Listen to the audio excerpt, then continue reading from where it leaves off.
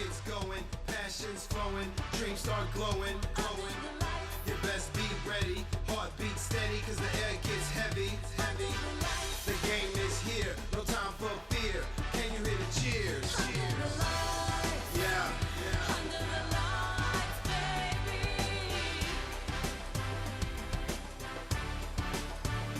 Under the lights. Let's go. This is Taco Cabana Thursday Night Lights, presented by John Wayne Service Company.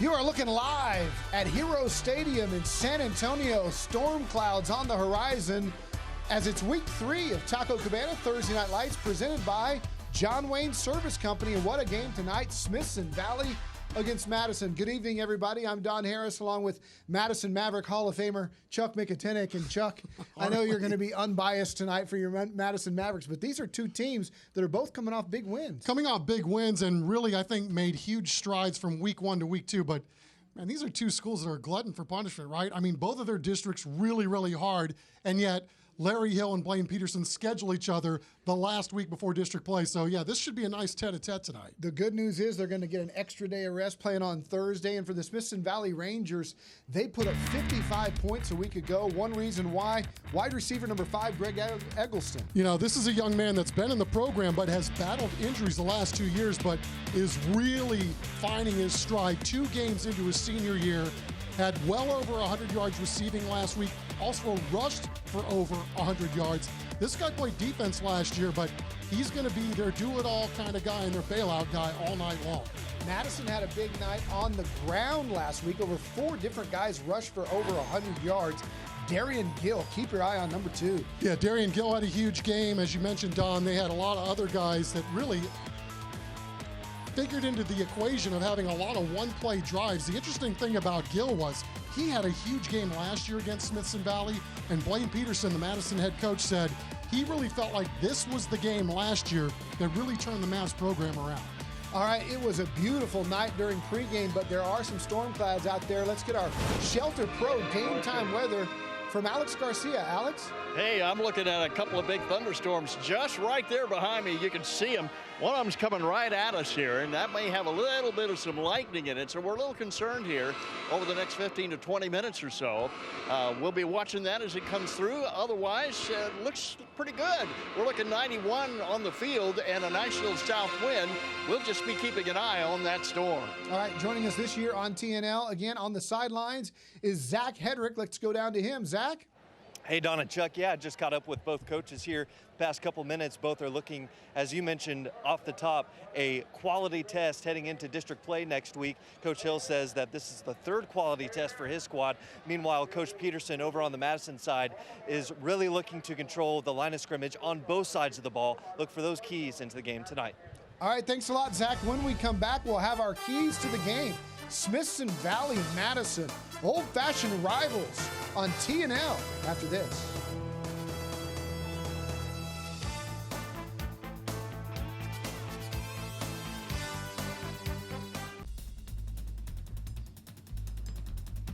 Welcome back to Hero Stadium at Smithson Valley in Madison tonight on Taco Cabana Thursday Night Lights, brought to you by John Wayne Service Company. Right now, time for our Taco Cabana keys to the game. And Chuck, first up, Smithson Valley Hall of Famer Larry Hill. Yeah, what they want to do, Don, is they want to contain the explosive runs. Madison had a bunch of them last week, and also in doing so, try to keep Madison's offense off the field, get off the field on 3rd down. And then lastly, you know, Coach Hill always has great special teams, coaches it up. They want to win the kicking game. Here's Coach Larry Hill. Well, you know, we're a work in progress, like everybody is. You know, I thought we did some things well a week ago. Still got some things to work on, and you know, when you only get 3 non-district games, you don't have a lot of time to sharpen it up. And then when you do it against the caliber of opponents, including tonight, you don't always get to look good. But I think our team's coming together. I think we're taking steps, and hopefully we can do that again tonight. Your opponent, the Madison Mavericks. Chuck, what are the keys for head coach Blaine Peterson? Well, you know, they want to protect the ball. They really didn't do that in week 1. They did a really good job last week. And then secondly, they want to play good special teams and then make them earn everything on the other end when they're playing defense.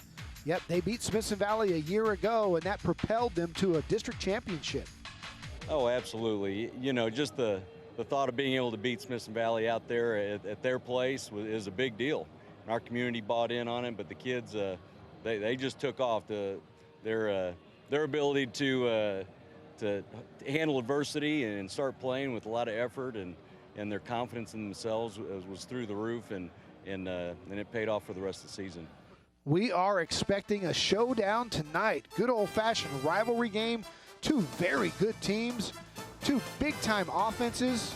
We're going to get it all started along with our national anthem when we come back to Taco Cabana Thursday Night Lights. Closed captioning for tonight's game is sponsored by Associated Collision Center, serving San Antonio since 1976.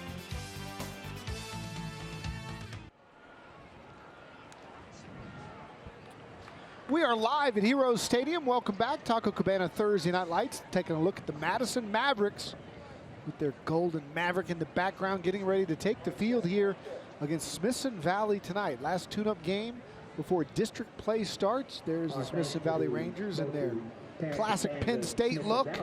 And Chuck, we're expecting some explosive offenses tonight. Yeah, no question about it, Don. I mean, Smithson Valley, they lost to Midland Lee in week 0, but Coach Hill really thinks that Midland Lee's one of those teams that's going to be playing into December as you watch them come out. And then for Madison, you know, they opened against Clemens and they turned the ball over 4 times in that game. So kind of hard to gauge to see where the Mavs were after week 1, but where they came out last week against Austin Bowie and ton of explosive plays and putting up 55 points in that ball game. So really have a good chance to see what both of these explosive ball clubs can do tonight. Yeah, both teams perennial playoff contenders.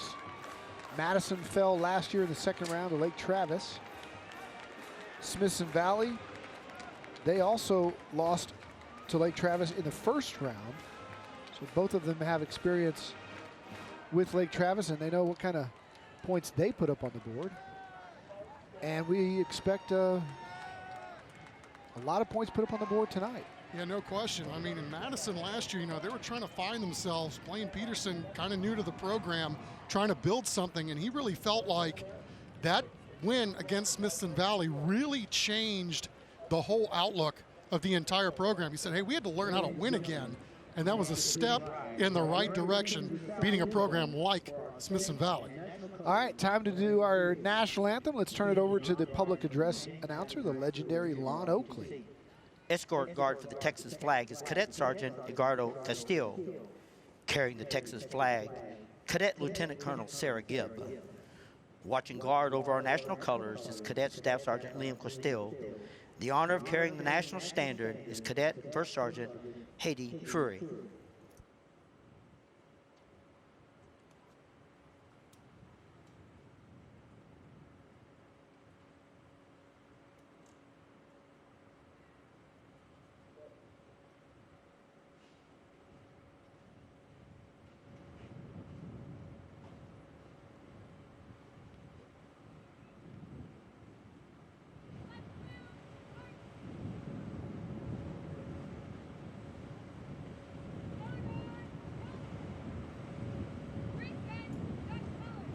Please remain standing and remove hats as the James Madison Band, under the direction of Band Director Wesley Perkins, pays tribute to this great nation, our men and women in uniform throughout the world, all veterans and first responders, with the playing of our national anthem.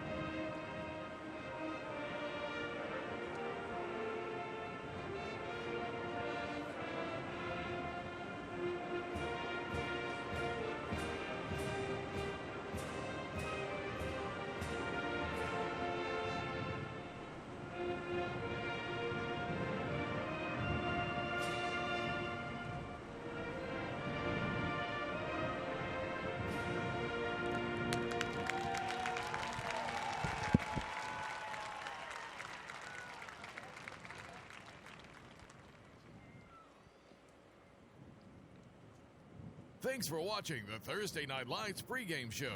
Stay tuned for tonight's first half kickoff.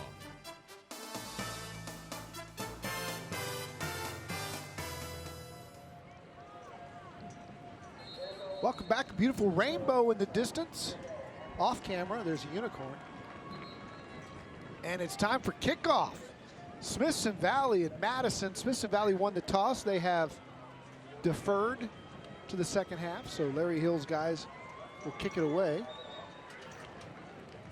And you wonder if the wind has anything to do with Coach Hill's decision. There is a staunch breeze blowing from right to left on your camera. And it is really going to wreak havoc, I think, with not only the kicks, but the passing game as well. Tonight's kickoff sponsored by the San Antonio Police Department. Visit sapdcareers.com. Joaquin Rodriguez kicking away with Levon Cooper and R.J. Kyle. Back deep for Madison. And they'll let this one go.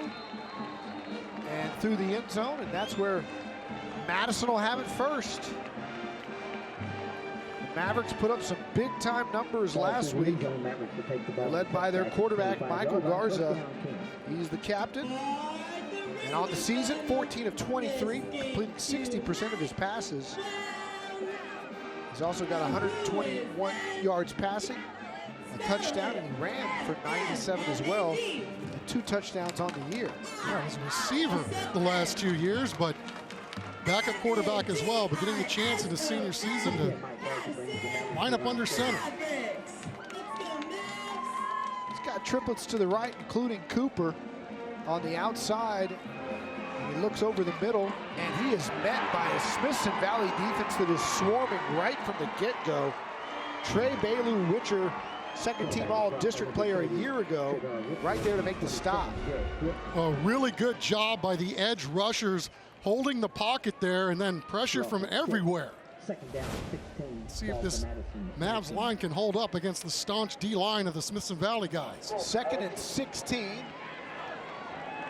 As Darian Gill goes over the left side and picks up a couple. It'll be 3rd and long for Madison. Gill, their leading rusher on the year. He's toted it 17 times for 211 yards. As you take a look at their starting lineup, they've got a first-team All-District center up front with big Zach Harris, number 68. Gill was also first team last year. 3rd and long, and he'll just kind of try to get it completed to R.J. Kyle, but it's incomplete. Smithson Valley swarming defense holds on the first series. You're trying to set up a screen there, and just really no time. You got to at least chip the guys when they're coming in, make at least sell it a little bit better. So the Mavs go 3 and out to start. George Johnson will punt it away. Mason Livingston back, standing at his own 44-yard line, as the Rangers look forward to their first possession of the night and having pretty good field position. Johnson gets it away quick. Livingston will let it go out of bounds. We've got a flag down on the near side. We'll see what that is. Came way away from the ball.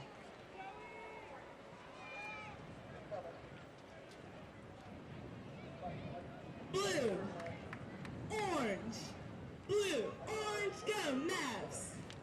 Blue. And it's going to be a hold on what would have been the return. Chuck Myers, our official tonight. Orange, blue, orange, go Mavs. So that'll back Smithson Valley up a bit. As you look at Blaine Peterson, the head coach of the Madison Mavericks. Madison graduate himself. Hey, holding, return team, number 4. 10-yard penalty from the end of the run. First down, Smithson So that's a 10-yard penalty, and that'll back the Rangers up. They're led by their quarterback, Luke Gombert. He's 14 of 37 on the year. Thrown for 342 yards already, but as many interceptions as touchdowns, 3 apiece. And they too have a number of weapons, including Jacob Fortone. Number 3 will carry it quite a bit for the Rangers today. Well, don't go to sleep on Gomber, because he can hit you with the big ball too. He's had 3 passes go over 50 yards. 1st and 10 for him. Hands. And to the outside is Greg Adelston. We talked about him in the pregame. He got room to the outside. Eggleston is some kind of athlete. I mean, he's going to return kicks. Also a track guy, long jump guy, triple jump champ. Good job there switching the ball. The sideline hand. That one's coming back. Another penalty, another hold. Or, okay, guess not. They gave him the yardage. First down, Smithson Valley.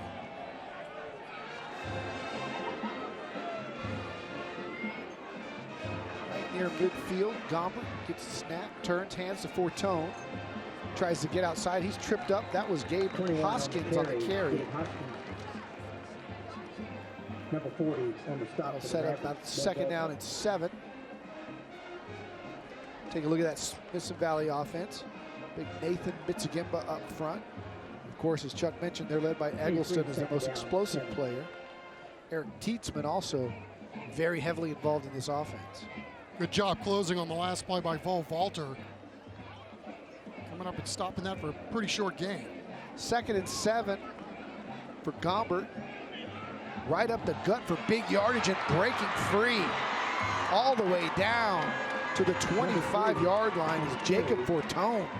He's run for 170 yards and 4 touchdowns on the year. He got 22 there before being brought down by Deshaun Higgins. Tyler Brooks and company open up a humongous hole on this run, just right up the gut. And then 3 doing the rest. So the Rangers are on the move inside Madison territory all the way down to the 26-yard line. A new set of downs. Gold's Gym first down for the Rangers.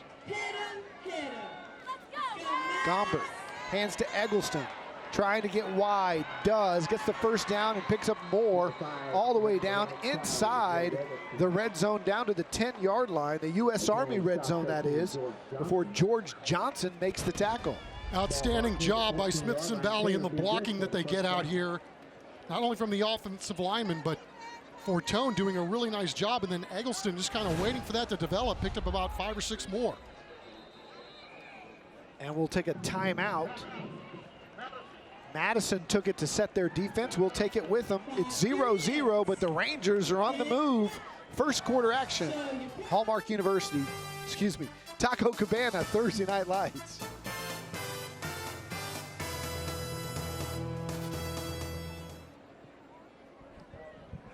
Back to live action with 9:30 to go here. A new set of downs for the Smithson Valley Rangers. First and 10 as Larry Hill sends in a play call for Luke Gombert and company. Fortone behind Gombert. Hands to him, he's coming left, and he is met right at the line. Big time play by Deshaun Higgins. He's maybe Madison's best athlete. If the name sounds familiar, Higgins was the star quarterback a year ago for Madison, who ended up playing at Incarnate Word. Yeah, both of these programs launching quarterbacks into the collegiate ranks. That's right, Levi Williams, committed to Houston, ended up at Wyoming. Deshaun Higgins, that was a big play there as the Mavs need to bow up here and try to get a stop. Second down and 10, Eggleston in motion.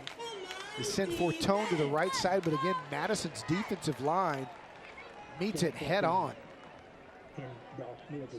Elijah Grady, one of the players there, along with Anthony Zuniga. Both of the Mavericks making a big time stop as it's now third down and 12 from the 16. You could tell they were playing a little more loose when this drive started, but now with their backs against their own end zone here, a few more guys in the box. Keep an eye on Eggleston in the near slot. Gombert going to the end zone, had a man, but overthrew him out of bounds, incomplete. And so Smithson Valley will have to send on the field goal team and Joaquin Rodriguez. Well, at least Joaquin's going to have the wind at his back on this one. Bo Volter, Madison's coverage man on that play. Football and track on the debate team. One of our U.S. Army player spotlights as we set up Rodriguez at the 24. We'll call it a 34-yarder. 33. snap and hold, good exchange, kicks long enough, and it is good. And the Smithson Valley Rangers on the leg of Joaquin Rodriguez have the lead. Smithson Valley 3, Madison nothing from Heroes Stadium on Thursday Night Lights.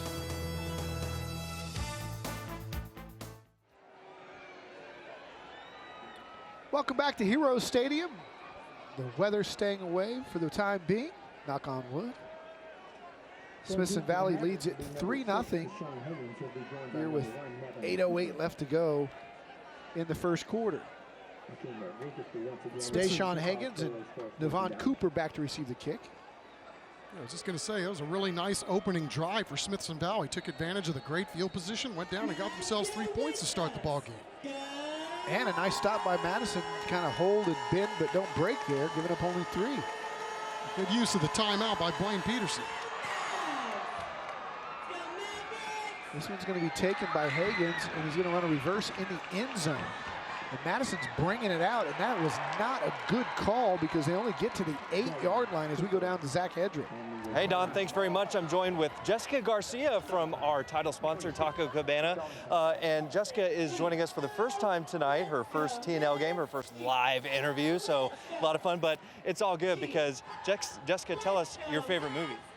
Friday Night Lights. So, okay, it's one day early, but it's actually, but this is perfect atmosphere for you. So why is that your favorite movie?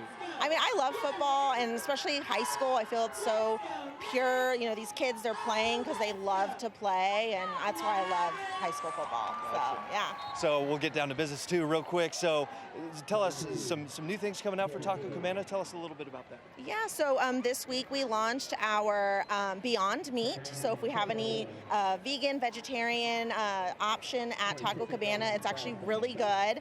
It's a meatless option for our fans. And as always, we have our great chicken tacos and our steak fajita tacos. And as well, we're launching catering.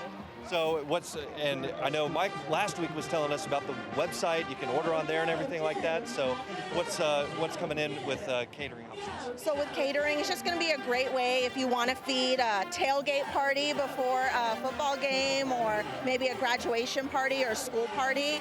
Basically, if you have a large group, Taco Cabana will deliver your food. And then we'll also be bringing on some full service options later on in the year as well. Well, Jessica, thank you so much for joining us tonight, guys. Yeah. Send it back up to y'all. All right, thanks a lot, Zach. Chuck, the commissary next door, have you tried the Beyond Meat tacos yet? I have not. You know, I usually go with the old standby, which is the beef enchiladas. You cannot go wrong with that. Oh, they're good.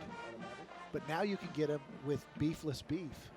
You know, I'm a beef guy, so I have no problem either getting the enchiladas or the soft beef tacos. So you're telling me you're not going to try the Beyond Meat? No, I'm not saying I'm not going to try it, but it probably won't be anytime soon. What you're saying is you're not a vegan, which is cool. Smithson Valley will have it at the 42-yard line when we come back.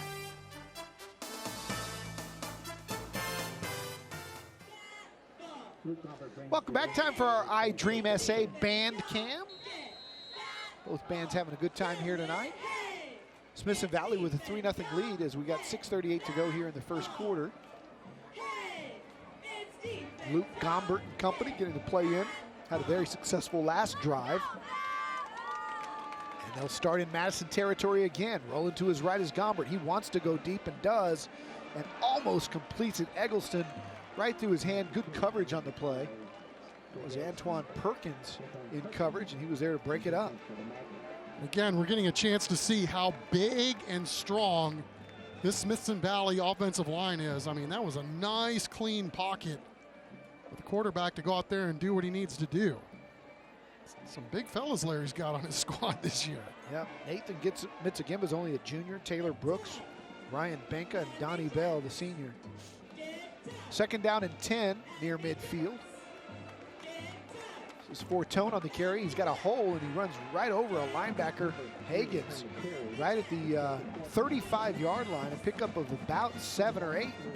And Smithson Valley will have a nice chance to convert this here on 3rd and short. There was another nice cutback there on the run. The guy you're talking about, Mocha Gimba, got a little dinged on the last play. He's 65. You got guys pulling. And another nice run. Smithson Valley taking advantage of this early field position. Don, this was like last week, remember, when we had Antonian and Sam Houston. You don't get first downs and you got the wind in your face, it's hard to tilt the field. And Smithson Valley here moving the ball again on their second drive. Might be in two-down territory here, but Fortone makes it a moot point as he's got the first down and more still on his feet all the way down to the 26-yard line. Jacob Fortone came into the game with 170 yards and 4 touchdowns, and he is setting the Fortone tonight with physical running style. Yeah, nice job, Joey Fortone. But Coach Hill tells us, in trying to describe his staunch running back here, he said he's the Robert Newhouse type, i.e. powerful, strong, speed bump type of guy, but got some good feet too. Gold's Gym first down for Gombert. Hands inside again, why not? Fortone good for 3 or 4 every time he touches it. You can see what he meant by the Newhouse reference. The leg drive of that young man. Played the Cowboys old timers in a celebrity basketball one time, celebrity basketball game, and was guarded by Robert Newhouse. And he was so strong I couldn't go anywhere. He could just hold me wherever he wanted to go. One of the strongest dudes you've ever met. Only about 5'7". But man, about 34-inch thighs on that guy. And Fortone running powerfully as well tonight. Eggleston on a sweep. Eggleston to the corner. Eggleston, touchdown, Smithson Valley. Greg Eggleston got a great block on the outside, and his speed got him the rest. Mercy. Talk about Madison and how many explosive players they have. This guy's fitting in with the theme of the night. You saw the speed on display there, and one man's about 6 feet tall too. A lot of looks from colleges right now. And, you know, some of his recruiting has kind of been hurt because he's been banged up the last couple of years, but clearly a special athlete. Joaquin Rodriguez had the field goal earlier, adds the extra point here, and it is 10-0 on a Greg Eggleston touchdown run. We'll be back in 30 seconds.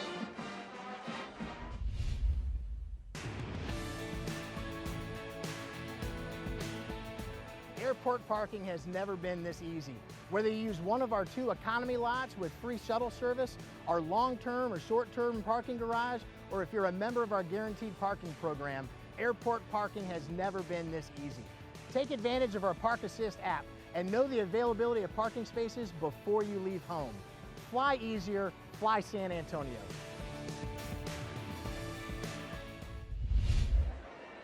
And we're back, Smithson Valley with a quick 10-0 lead. And Eggleston showing off his speed here, Chuck. Yeah, this was one of the guys that Blaine Peterson was telling us about that he was really concerned about. He said, this guy's a big-time player, and well, he wasn't kidding. Can't beat the blocking either. No substitute for speed, speed, speed, as Barry Switzer used to say.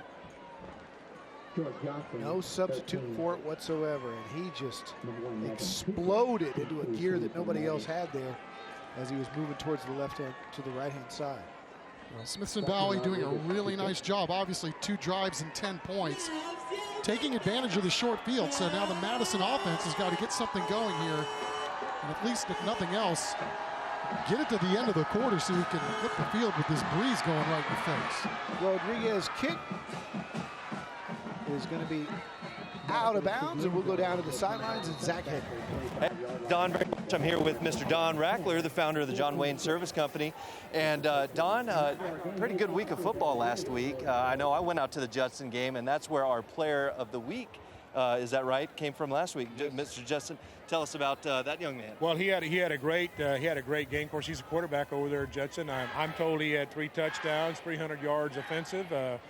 So he had a great game, and what a nice kid he is, and his coach was here with him as well. So we were honored to have both of them here tonight. Well, last week you know a little bit about quarterbacking now. You had an arm last week a little bit, but it's on the shelf this week, huh? Yeah, they said I couldn't do that. I heard somebody last week. He threw it so hard.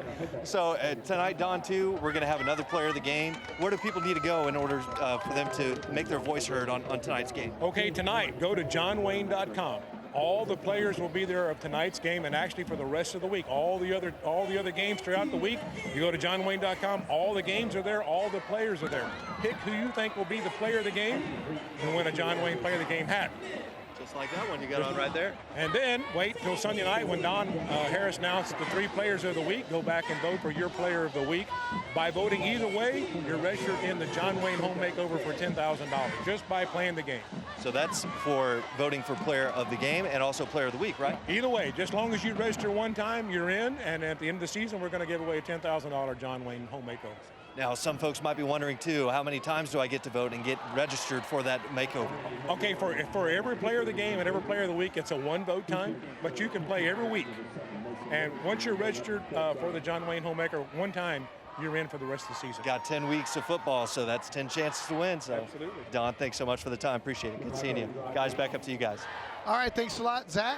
Don, Madison had a couple opportunities there to complete that, but they're facing a 4th and 6th at their own 30, and they get it off just in time. Quick kick. And again, Smithson Valley is going to have great field position right at midfield. Already up 10-0. Blaine Peterson's offense just can't quite get on track yet tonight. That was a really good ball by Mike Garza on that 3rd down throw. They just couldn't quite find the connection. He stood in tall in the pocket, delivered a strike. They really could have used that 1st down, obviously, because those have been very hard to come by so far to start this football game. All right. I'll tell you about our San Antonio Sports All-Star Cheer Challenge powered by CPS Energy. That's underway. Register your squad to win $1,000 or a $500 cash grant to cheer at the All-American Bowl or the San Antonio Sports All-Star Football Game on January 4th. In a misdirection, Gombert going deep, got a man wide open, caught, touchdown, Smithson Valley. Cooper Douglas on the deep route, and a great play call by the Smithson Valley staff, and Gombert hit him right in stride. Well, all that running and their ability to run the football sets up the pass. It's the 3rd of the night for Smithson Valley, but this was an absolute dime by Gombert. Sets his feet, steps into the throw, puts plenty of air under it to make sure that it's not underthrown or overthrown, right on the button. Smithson Valley with a humongous 1st quarter, putting points on the board. Extra point is up and true again. Cooper Douglas with the reception, ran a great route. Play action to Fortone, froze the safeties. And he just found a space on a deep post route. Delivered right on time. Yeah, Luke Gombert, last year having to back up Levi Williams, who, as you said, is now at Wyoming, but just kind of patient, waiting his turn. He's already made some big throws, as we said. He had 3 50-plus yard throws coming into that one right there. So he's a senior. You've seen his arm, athletic, and his mom is the athletic director for Comal. Liana Gombert. Nice. That's right. She's proud. She's a longtime volleyball coach at Smithson Valley before getting the bump up. You see the Go Public smile cam. Madison Maverick Spirit Group still with a lot to smile about because it's early. 3 minutes still to go here in the opening stanza. And Larry Hill's guys have come out and punched Madison right in the mouth. And it's time for the Mavericks to respond. Yeah, no doubt about it. There's still 3 minutes left to go here in the 1st quarter. And I mean, the one thing that Madison has going for them is the fact that they had a bunch of 1-play drives last week. They've got some really good, explosive players, some guys that can really make plays for them. They're going to have to start finding some of those guys and see if they can't take a couple shots deep. Anthony Cleaver is now back to receive the kick along with Havens. Neither one have had a chance to touch it because Rodriguez, with the wind behind him, has done a good job of putting these kicks deep. The only one that they returned, they ran a reverse in the end zone and got really poor field position.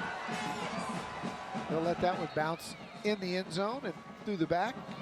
So we'll have it at the 25. And Madison will another chance to operate their offense. But so far, they said from the get-go this week when we were out at Madison that they were really, really concerned about the swarming front four of Smithson Valley and the way their linebackers ran to the football, and that's been exactly their problem tonight. Smithson Valley's defense has been all over it. Well, not only that, you know, they're well coached. I mean, they got guys that stay in their gaps and they read their keys, and they just don't have a lot of guys that get out of position. Garza slings it, and it's broken up. Nice job by Smithson Valley on the play. That was Thomas Zoig. You know what that means in German, right? That's right. Thank you very much. Chuck McIntyre taught me that before the game. That was good stuff from Thomas Zoig. More months removed from you constantly playing German tapes in the office.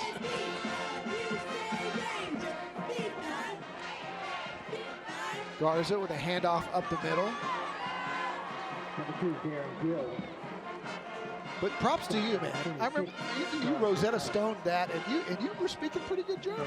You know, you can do it for free online. You don't even have to do Rosetta Stone, whatever it's called, Rosetta Stone. See ya. Not a sponsor. Yeah, you could do some German, but you can't pronounce Rosetta Stone. Well played. Well, I'm glad you learned it and that it's over. Oh no, it's getting ready to be back on. Uh-oh, headphones. Oh yeah, for sure. Just kidding. 3rd down and 10 for Madison. Straight drop Garza. Little screen route. Got some room across the 30, trying to get away from a tackler. Good job of hanging on for dear life by Smithson Valley's Carson Padilla. Did a nice job there. About to break free for a long gainer was Gill. They're looking to just hang on to that shirt. They're doing an outstanding job of reading the play. I mean, eluding the blocker and then making sure that he was able to not only elude the blocker, but then make the play. It's like those little kids in the mutton busting where they're trying to hang on to that little sheep. Running up and catching the fair catch, no flag. There was contact after the fair catch. But again, Smithson Valley will have the football at the 44-yard line. And one of the bands that we've seen on TNL this year was going to win a $5,000 band grant, all based on votes. Get out your phones, vote for your favorite band. Text band 5 to 44332 for Smithson Valley. Band 6 to 44332 for Madison. The $5,000 band grant made possible by the Children's Hospital of San Antonio. Chuck, I would think the Madison defense got to be a little bit on their heels now because Smithson Valley's hit them with everything in the playbook. Good running game, a tough up-the-middle running game, speed to the outside with Eggleston, and then the passing game. Yeah, and not only that, I mean, they've been working with a short field. This is actually their worst field position of the game. Fortone up the middle, watch out. Fortone breaks a tackle. He gets another Gold's Gym first down. And Larry Hill's offensive coordinator keeping the Mavs off balance with all kinds of different looks. Look at Fortone just doing a really good job of kind of sliding and then recognizing where the hole was and then turning it back up against the grain. Madison up down 17-0. Smithson Valley with the lead as we tick inside a minute after this play. Little movement up front. Eggleston on a sweep again. They scored a touchdown earlier. He's got the corner. Eggleston down the sidelines for another Gold's Gym first down inside the Madison 30.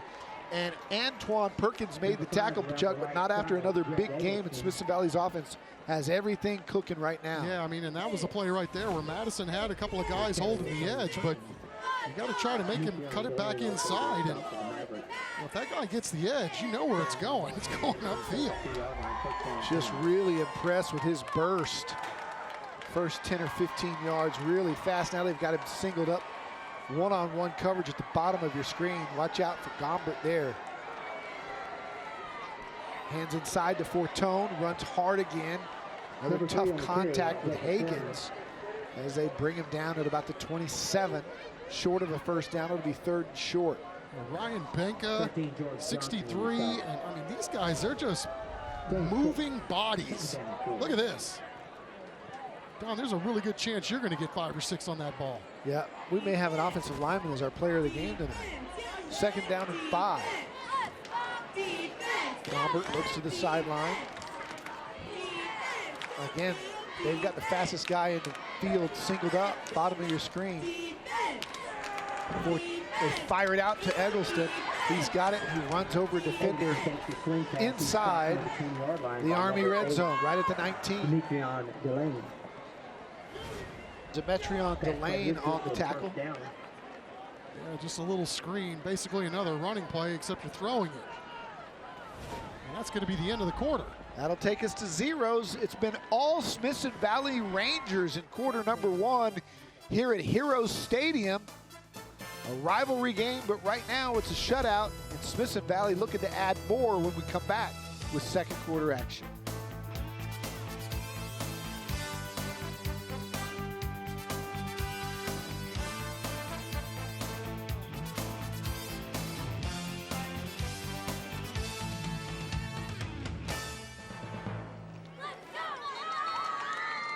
Welcome back. Time for our highlights from the first quarter, brought to you by Mission Discount Water Softeners. It was already 3-0 Smithson Valley when Greg Eggleston showed his speed to the corner. That put the Rangers up 10-0. And then they went with the home run ball. Luke Gompert going deep on the post. Cooper Douglas on the receiving end. 51 yards. That made it 17-0. And that's where we stand right now, but the Rangers are on the move again. Right at the 20-yard line. Gombert inside the Fortone. He breaks another couple of tackles inside the 10, down to the 7-yard line. And inside the Army red zone. Yeah, it's just gash run after gash run right now. Again, I mean, you're playing on a short field. They're absolutely taking advantage of it. Take a look at our first quarter stats. Again, all Smithson Valley. Look at the domination with rushing yards, passing yards, as you'd expect in a lopsided score. First down and goal, Gombert to Eggleston. He fights forward for 4 or 5. And Chuck, you're right, with these big uglies up front and the job that the big fellows are doing, that's the safest play going right now is either Eggleston to the outside or Fortone up the middle. Well, you know, I remember, you know, some of these Smithson Valley teams that Larry had earlier this decade, they weren't the biggest guys, but you knew they were always well coached and they still won their ball games. But now, you get a little size up there. I mean, I can only imagine. Coach Hill's got to be licking his chops with these big fellas up front. Second and goal, Fortone has it right up the middle, dances, still on his feet, breaks 3 tackles, maybe 4, and then gets down to the 2-yard line. Chuck, you mentioned his sliding off of tackles earlier. He's really, really not only tough, but patient. At the same time, he's able to run with power, but at the same time kind of measure where he wants to go. Well, and again there, I mean, Devin Smith, 52, just a great ceiling block. You know, it was one of those IHOP specials. He pancaked his guy, and then he got off his block and chipped another guy. Third and goal again. Fortone behind Gombert. And we've got a timeout on the field. And Smithson Valley wants to talk it over here on third down. 10-11 to play. All Rangers in the early second quarter going here against Madison Mavericks on TNL.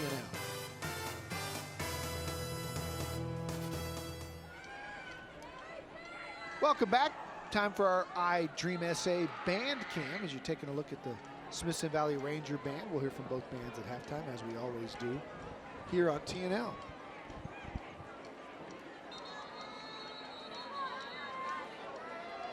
Full moon.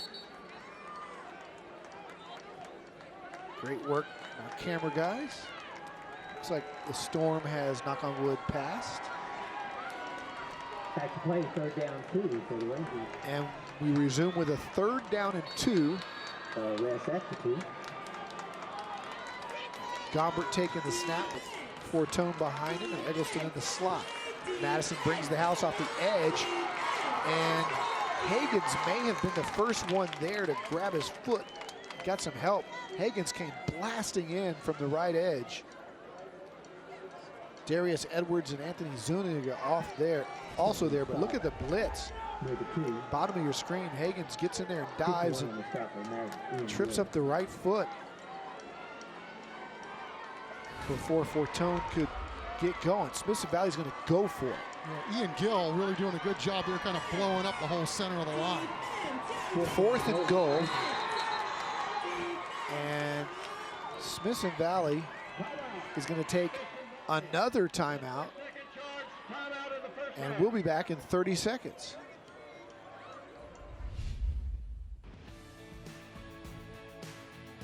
At San Antonio International Airport, we don't just make flying easier, we make it an experience. Take advantage of the galleries at SAT or SAT Live, where we feature local San Antonio artists and performers to enhance your traveling experience. We have nursing stations, pet relief stations, and of course our world famous ambassadors, all here to make your traveling experience better. Fly easier, fly San Antonio. We're back, 9:34 to go here in the second quarter. 4th and goal for Smithson Valley. They wanted to talk it over. I was thinking they might just try to get Madison to jump off sides and then run Rodriguez out there for another field goal. But they took the timeout pretty quick.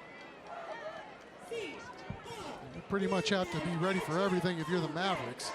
Yes, the running game has been very stout, very potent for Smithson Valley, but let's see a little play action right here. You got to be ready for it all. Mark Kusenberger also bringing up a good point. Even if you don't get anything here, Madison is penned deep, and they haven't shown that they can move the football much tonight. You'd have great field position probably at the 30, 35-yard line, even if you don't punch it in here. Madison moved a little bit for Tone. Fake pass, incomplete. Madison holds, no flags, even though it looked like the Mavs may have jumped, and now we see it on the far side of the field, top of your screen. Smithson Valley may get bailed out here because they were going to blitz again off the corner.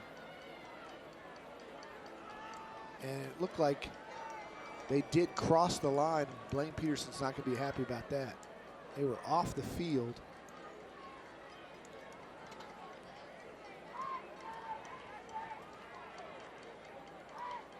Let's see what they come up with. Should be half the distance. Offside on the defense.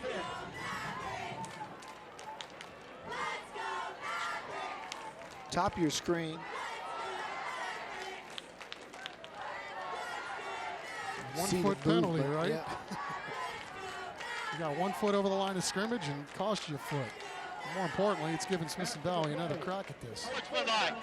Number 52 against the offense. 45 against the defense. Goes offset. Replay fourth down. All right, so no harm, no foul there. 52 and 45 have been talking about each other a little bit for a couple of plays on this series. And we'll redo it here on 4th and goal. Half the distance to the goal line. Will be spotted right at the 2, but again, with those big old boys up front, Fortune running as tough as he's been running, Larry Hill may just want to play the percentages here and see if they can smash mouth. Yeah, they faked the RPO on the last one.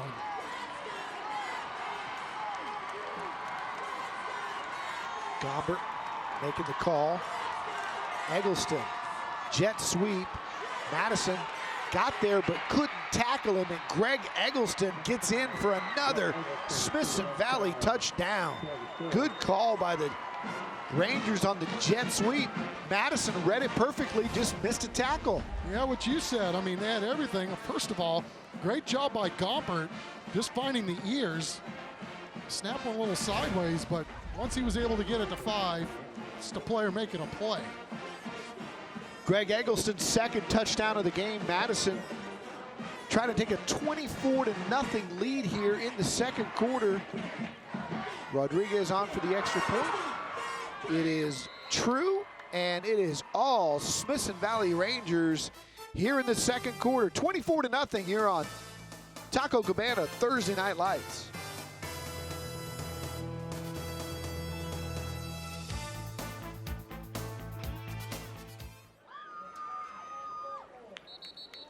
Welcome back. Taking a look at Greg Eggleston. Big night for him already. 6 carries for 65 yards and 2 touchdowns. List him as a wide receiver, but he's been a big part of their running game. And lights are on here at Heroes as Anthony Cleaver and Devon Cooper drop back to receive the kick from the foot of Rodriguez, who's been busy here tonight. Yeah, Larry Hill said that, we're going to see him during the course of the year, Eggleston, returning kicks, punts, and, he came over from the defensive side. He said, hey, maybe at some point we have to stick him back there, but he's some kind of athlete, and he is wearing out the Mavs tonight.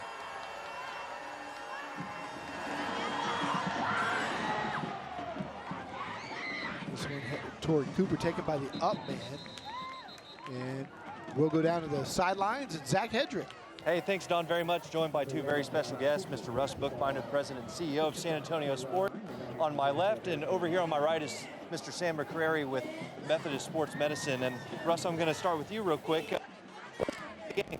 Beyond the Game's a program that we've partnered with Methodist to recognize high school teams and middle school teams for doing community service, exemplifying respect and caring and sportsmanship. So what we ask our teams to do is send in a picture and a narrative of the things that you are doing. We roll that into a halftime feature on TNL, and then Don and Chuck and the morning crews on the lifestyle shows, they re-air them, and they really recognize these kids for what they're doing. Every coach is teaching values. This is a platform to recognize the kids. Then when we get close to the All-Star game in January, we'll recognize some of these teams on the field. So it's a great program. Well, and Russ, it's not just football teams that, I know we're at a football game, but this could be any athletic team at any of these middle or high schools. Absolutely, and the program will run into March. So if you are on a team or you know of team members, nominate them. And where do they go to begin that nomination process just one more time? SanAntonioSports.org/BeyondTheGame. And from there, it's pretty simplified, right? Easy. Upload and go. So Sam, too, with Methodist Sports Medicine, what is their role in this Beyond the Game?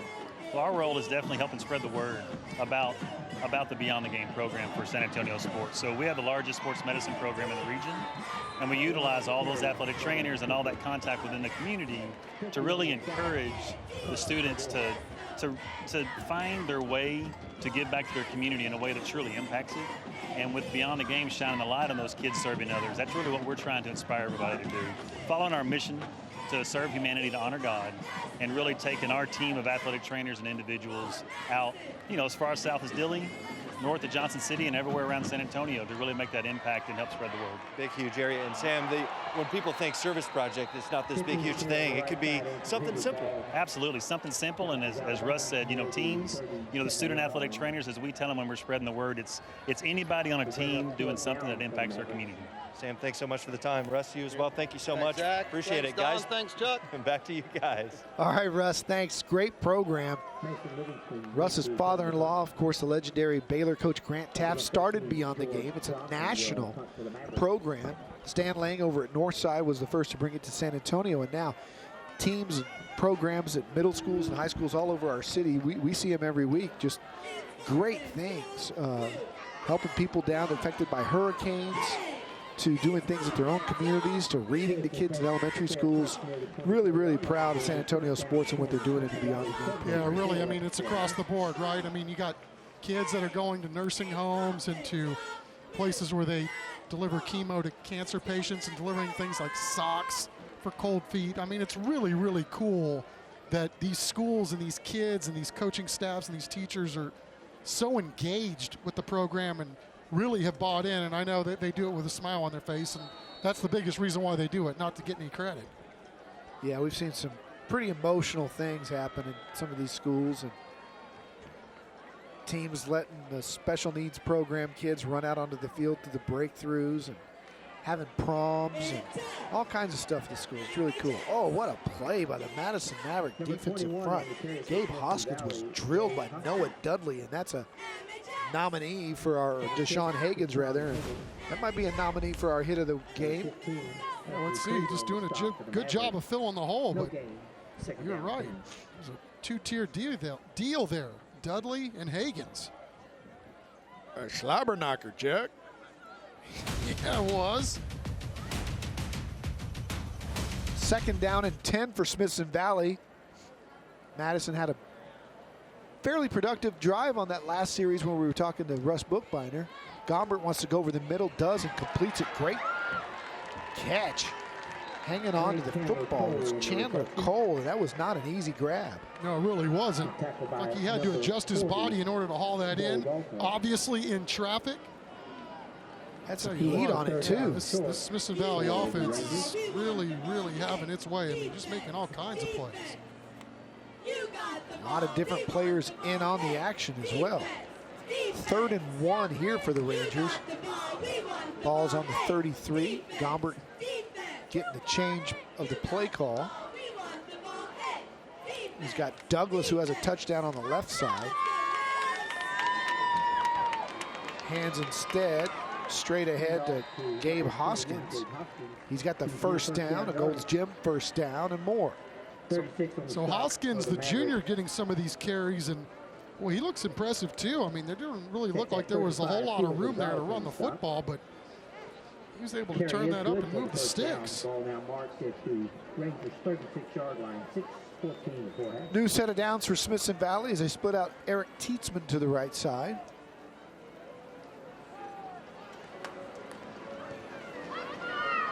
Inside handoff again.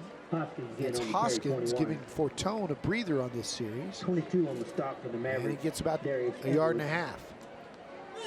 We see Smithson Valley here just controlling the ball and controlling the clock here in the second quarter after scoring all of those points, or most of the points, in the first quarter. It's a tried and true Larry Hill recipe.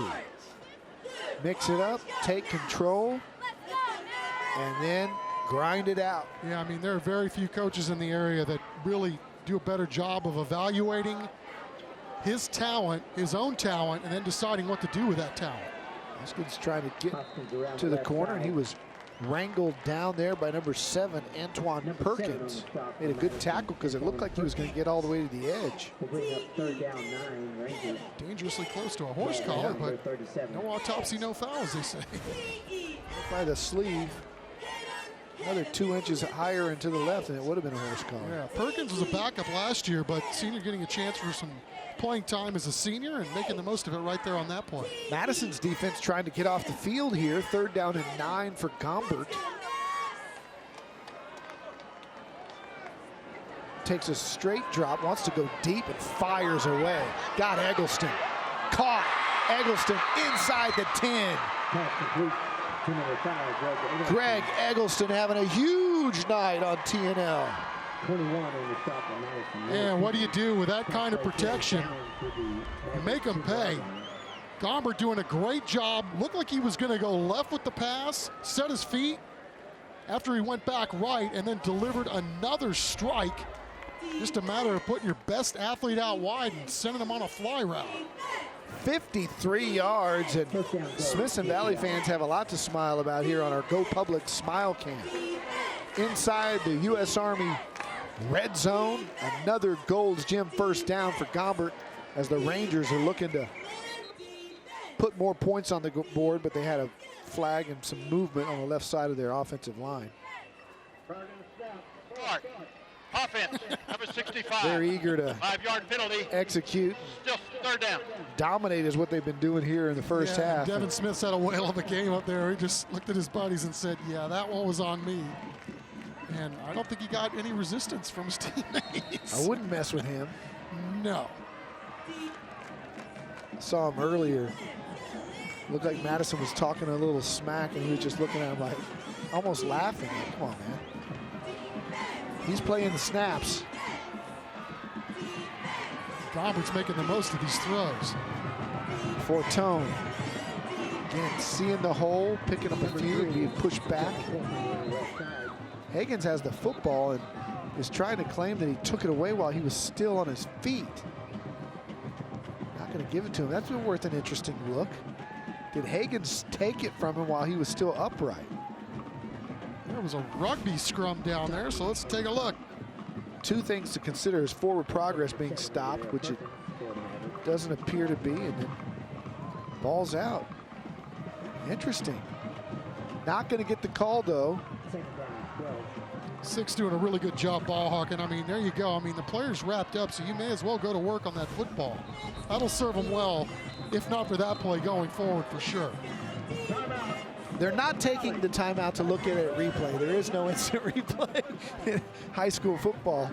And Larry Hill's got to be gracious for that, because that might be going the other way if this was on the college level. Instead, he wants to talk it over with his defense as we have 2nd and goal. Chuck, do you think his forward progress and that momentum was stopped? Because he was going sideways, and Fortone's still churning here. Well, again, you know, this is tough to see even on replay. Obviously, this angle's pretty good right there, but you know, I think these refs have done a really good job tonight. So, but yeah, I mean, if they ruled his forward progress had been stopped, then it's all a moot point. Yeah, that looks like a fumble to me. On Sundays, it would be a fumble. Saturdays, questionable, and high school whistle may have blown. All I know is Larry Hill was really hot after that play, and I don't think it had anything to do with a fumble. He was not really thrilled with the way his team was setting up for that next play.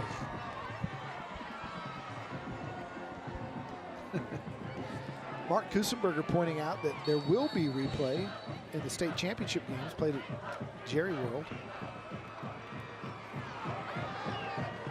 2nd down and goal. Smithson Valley from the 13. Gombert wants to go up top. Has a man on a slant, missed him. No flag. Overthrew Chandler Cole, who ran a slant. More like a skinny post. And that'll take us to 3rd and goal. And I think Larry wanted a pass interference there, but again, a clean pocket. Those guys up front really done the job, not only running the football, but the few times that Gombert's dropped back to pass, it's just been really a big fortress around him. Again, I don't know what you do. You know, if you're Madison, you want to send the heat, but there's been so many runs. Smithson Valley's really done a good job disguising pass. Watch Eggleston on the fade, bottom of your screen. Gombert looking his way, fires instead for Cole. That may have been almost intercepted. A great job of coming off the look. Navon Cooper was responsible for Eggleston, saw that the ball was not going to him, and came off of him and went back to the middle and almost picked it off. He did a good job peeling off his guy. He saw that the ball was in the air, and he just been able to get there a second sooner. He might have been able to close and get that ball at its apex, but a really good job. I mean, that's not easy to do. Recognize that your guy that you're covering isn't getting the ball, goes over there and makes a play. Rodriguez from 29. Right down the pipe again, and Smithson Valley puts 3 more on the board. And they lead it 27-0 here with less than 3 minutes to go in the half. Hey, time to tell you about our cheer challenge. Sponsored by CPS Energy as always. You can register your cheer squad right now. First place gets a $1,000 band grant. Second place gets $500, and 4 winning squads will cheer in the Alamo Dome at the All-American Bowl and also at the San Antonio Sports All-Star Game on January 4th. So go register your high school's cheer squad at the CW35.com. The registration deadline's October 3rd, and the voting begins. And the cheer squads that get the most votes will get the band grant, thanks to CPS Energy.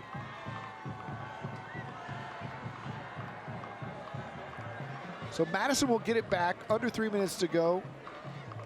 And quite honestly, Chuck, it looked like, you know, it's baby steps, but the last offensive drive was an improvement. The defensive drive arguably caused a turnover on that drive and almost came up with another one in the end zone. They've kind of had their moments where you could tell they're a good football team, but right now Smithson Valley's just clicking on all cylinders. Yeah, and then, you know, it's one of those things, though. You've got to learn as a team, and I think these guys will as the season goes along. I mean, you got to, you know, play snap to snap, and don't worry about what's going on the scoreboard. You got to try to win the play and try to stack some good plays on top of each other. So maybe they are getting this thing going in the right direction. It sure would be nice if they could somehow find a way to crack that scoreboard before halftime. I know that's what they're thinking. Little short kick, taken right at the 30, breaking a couple of tackles, Josh Cooper. So they have decent field position to work with, and 2 timeouts here with 2:48 to go. 83, Cooper Douglas credited with the stop for Smithson Valley. Take a look at Madison's big Zach Harris, senior offensive line, goes 265. He's got a 95 GPA, 3-year letterman in football. He volunteers on the weekends at the church under the bridge. Good for him. Garza fires out to the right-hand side, complete for a good 5-yard gain on first down, even better getting out of bounds. So R.J. Kyle. So far, so good on this drive for Madison to make that play, stop the clock, pick up some positive yards on first down, makes it easier to move the sticks. Yeah, Kyle, a 2-year starter. Garza with a really nice throw, and I was talking to Coach Peterson about Garza, and he said he's a Rice kid. I don't know if he's going to Rice, but he's got Rice kind of grades. Fires out again to the right-hand side, same kind of play, close to the stick, might be a first down, same 2 guys, same bat channel. R.J. Kyle, a little gimpy after that one. Got smacked and shaking it off, though, and going to stay in there is Cullen Betsy, rather. Yeah, he may want some sauce for those ribs. Took a little shot there at the end. He's toughing it out. 3rd and 1. Didn't quite get there. And not going to get it here either. And now, promising start to that drive is going to end because you can't afford to go for it here on 4th and 4 this deep and have Smithson Valley score again before the half. Yeah, Tanner Hobeck just blowing that thing up early, and then Trey Bellew-Witcher finishing him off. But man, these Smithson Valley guys, they stay at home, they move people. They're really doing a job tonight, I'm telling you.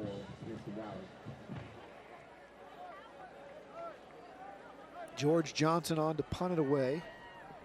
And Blaine Peterson wants him to milk this as far down as possible, and they'll take a timeout before the delay, which the clock was all the way down to 1. So a smart call there. Madison's got to be frustrated. It looked like they were going to move the ball in those 2 quick completions. And I thought he had gotten the first down. He got right near the stick. Instead, it's 3rd and 1, and you have a loss on the play. And that's just shooting yourself in the foot. But again, give credit to Smithson Valley's defensive front. They blew it up. Stick around for today's Lockaway Storage halftime show. We'll bring you both bands and our Scholar Athlete of the Week. That's coming up. Lockaway Storage halftime show here on TNL. I hope people are watching on the CW35.com too. Man, there were a lot of bumps on that last week, huh? People are watching it on their phone. It's mobile. People are out and about watching football games. They're at other football games. They're in the stands. Their kids are playing. Gone are the days, I guess, of DVR. You can watch it on your phone and in person at the same time. That's right. You sit here in the stands, watch the game, and watch it on your phone, which we hope people are doing, by the way. And thank you if you are. Smithson Valley bringing the heat. Nice kick. Checking up at the 15 and rolling down inside the 10. George Johnson got all of that one. So Smithson Valley will have to go 90 and 114, but they've shown us all night that they're more than capable of that. They can do that in 5 seconds if they want to. 57-yard punt from George Johnson of Madison. Nice job. Well, I think it really comes down to this first snap. You know, if you get a really good chunk play on first down, then maybe you try to stick some more points on this. But, you know, you also want to be careful, too. You don't want to do something too crazy, too crafty, and then give Madison a chance to score here before the end of the half. I mean, I think you'd be pretty happy at 27-zip against these guys at halftime, anytime. No timeouts, so clocking it is your only option as we progress on this drive, if it leads to that. They'll run Fortone inside. He's going to pick up about 4 or 5, and we'll see the urgency if Smithson Valley wants to line up and go. And those 2 guys are still going at it, 52 and 45. We may just want to stick a camera on those 2. It'd be like MMA action going on tonight. Gain of 4, 2nd down, 6. You put them in the octagon. Kind of like the movie The Blind Side. That's good Those stuff. 2 guys were going at it. That's what it's all about. Like, the guy's got stuff on his face. I'm liking it. All right, so Larry Hill's in no hurry here. He's just going to take this 27-0 lead into the locker room. A little victory formation action here. Take a knee, take it to the house. And that'll do it for the half. Smithson Valley has dominated the Madison Mavericks in every way, shape, and form. Larry Hill's guys have it all clicking. Running game, inside, passing game, deep, speed game on the edge with Eggleston, and the Rangers are up 27-0. Blaine Peterson's guys are going to have to regroup here at halftime. This one not going the way they expected at the outset. Our Zach Hedrick trying to catch up with Coach Pete. And let's go down to Zach. Zach, take it away. Coach, tough first half. What are you telling your team when you head into the second period? Well, heck, we got a whole bunch to work on. We just got our teeth kicked in a little bit, and we haven't stopped them on defense, and we've got about 1 first down tonight. So we got a whole bunch of stuff to work on. All right, Coach, we'll let you get to it. Thanks for the time. All right, thanks, Zach. Stick around for the Lockaway Storage halftime show. That's coming up next. The bands, the Scholar Athletes, coming back on Taco Cabana Thursday Night Lights.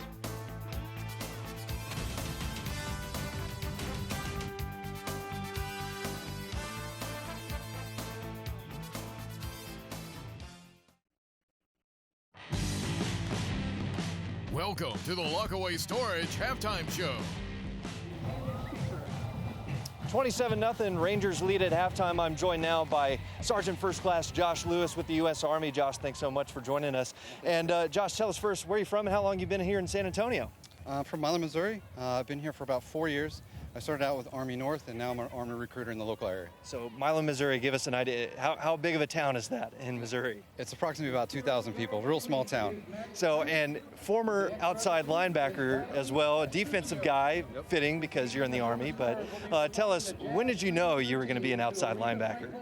I knew I was going to be an outside linebacker when my coach saw me knock somebody out.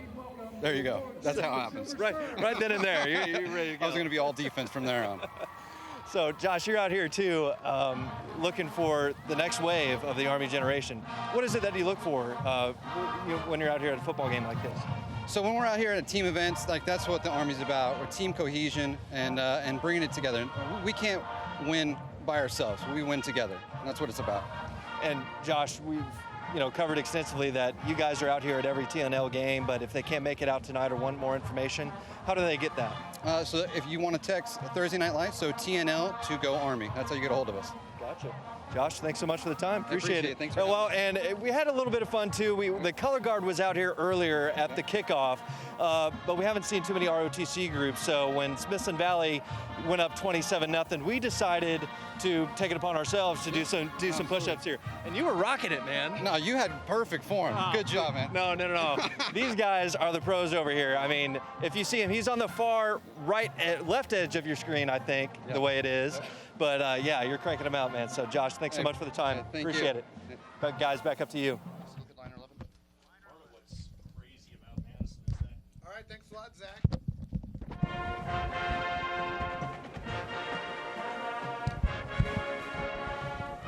All right, thanks a lot, Zach. I've got Jeffrey's headphones on. My bad.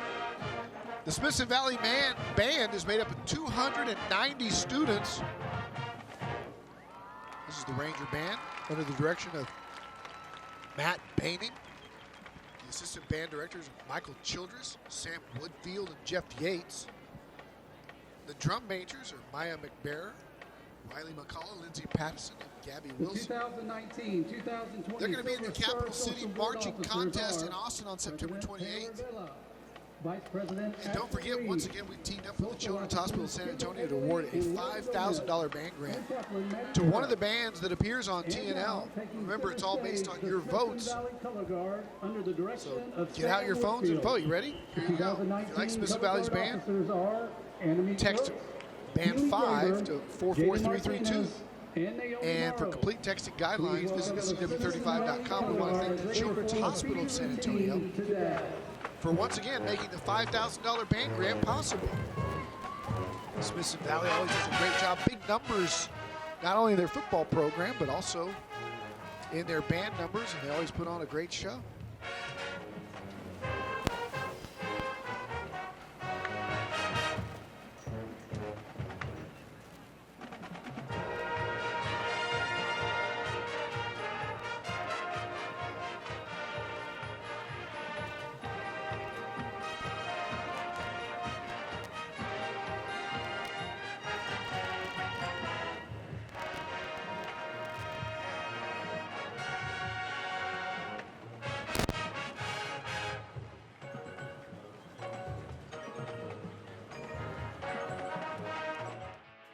San Antonio middle and high school athletes are doing great things for our community.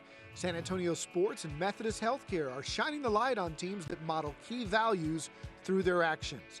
This week, we salute 2 schools whose community projects demonstrate beyond the game values. At the beginning of this year, the Madison girls basketball team came together for an afternoon at Morgan's Wonderland to work on a beautification project. They worked together clearing leaves, trimming plants, and pulling weeds. Bush Middle School girls athletics, Dogs Volley for Paws, raised money and collected donations for the Animal Defense League. The Lady Bulldogs placed bins all over the school and at home volleyball games and collected more than 23 boxes of blankets, beds, toys, treats, and food for the Animal Defense League. These athletes demonstrated the beyond the game values of sportsmanship, selfless service, caring, integrity, and respect. San Antonio Sports and Methodist Healthcare salute high school and middle school coaches who inspire their teams to serve others. Parents, teachers, and coaches can nominate teams that go beyond the game. Visit sanantoniosports.org.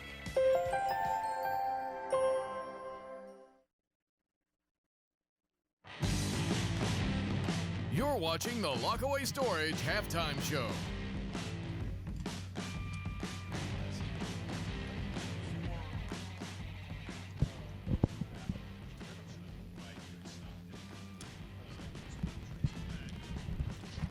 And we're back. Smithson Valley leading Madison 27-0 at halftime.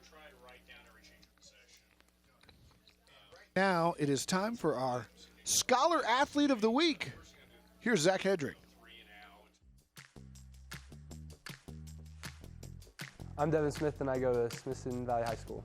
Devin will graduate next spring with a weighted GPA of 4.47. He ranks 34th out of a class of 677. The stuff you learn in football, like dedication and hard work, it all corresponds with your schoolwork, and you can work hard in the classroom just as you work hard on a football field. Devin is a former member of the swimming and wrestling teams. He is president of the DECA Club and a member of the National Honor Society. Outside of school, Devin is active in his church's choir and youth group. We built beds for some of the people that couldn't afford them, and we had our whole church, our whole organization come out, and on a Saturday afternoon we put pieces of beds together, and then we delivered them and set them up in people's houses, and it was pretty fun to see the little kids get to enjoy their beds for the first time. Devin is currently looking at multiple Ivy League schools and would like to further his studies in either the physics or engineering field. Cindy Sandalski and Vulcan Materials are recognizing an outstanding kid like Devin Smith. Devin, congratulations on being this week's Vulcan Materials Scholar Athlete of the Week. Thank you so much. Hi, I'm Michael Garza. I go to Madison High School. Michael will also be graduating in the spring with a sky-high GPA of 107.12. I try to take as many challenging classes as I can. I think my favorite class is probably AP Statistics. That was a lot of fun because it's a math class that doesn't feel like a math class, I would say. Michael is the secretary of the National Honor Society and is member of the Principal Advisory Committee and Interact Club. He volunteers his time with the San Antonio Conservation Society and Parks and Rec Department. During the holidays, he helps wrap up gifts at the YMCA. This year we'll be going dressed up as Santa, dropping off gifts at people's houses, and definitely seeing their faces definitely is what makes it worth it.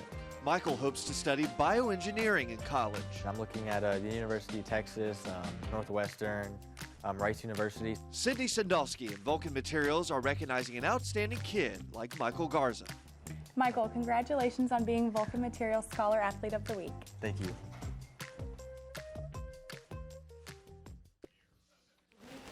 Hey, it's time now for the Madison Marching Band. Can't wait to hear the Mighty Mavs do their thing. Comprised of 325 students. Our head band director is Wesley Perkins. He's assisted by Michael Reynolds and Jaime Ramos. Got their color guard out there, Richard Lopez and Megan Pena directing. We got the drum majors, Jaden Wilson, Sabrina Riddles, Carolyn Yohe, and Sophia Robles. Now this band is prepping for their fall contest schedule, which begins coming up in early October. And of course, they're excited to continue their support for the Mavs football team each and every week. All righty, folks, it's time to vote. You know who's getting my vote. Remember, we've teamed up with the Children's Hospital of San Antonio to award a $5,000 band grant to one of the bands that appears on Taco Cabana Thursday Night Lights this season, presented by John Wayne Service Company. It's all based on your votes, so time to get out your phone and make a little something happen. If you'd like to vote for the Madison band, which I strongly suggest you do, you can text Band 6 to 44332. That's Band 6, without any spaces, to 44332. And for complete texting guidelines, you can always visit CW35.com. Once again, we'd like to thank the Children's Hospital of San Antonio for making the $5,000 band grant possible. You go, Mavs.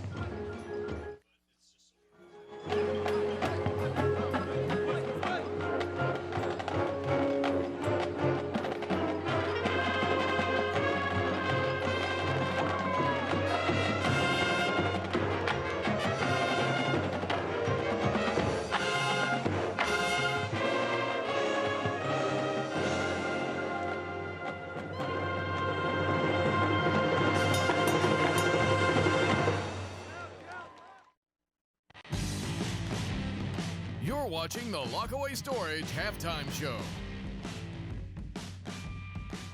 Hey guys, I hope you're enjoying the game. I have one quick question for Kaylee. Kaylee, are you part of the crew yet?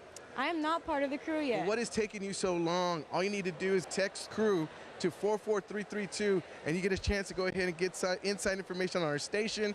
You get a chance to win grand prizes like concert tickets, sporting events, and even great getaways. Again, all you have to do to be part of the crew is text crew to 44332 and you're in. That's it, you're in the crew. So again, guys, make sure to go and do it right now. I'll send it back to the game.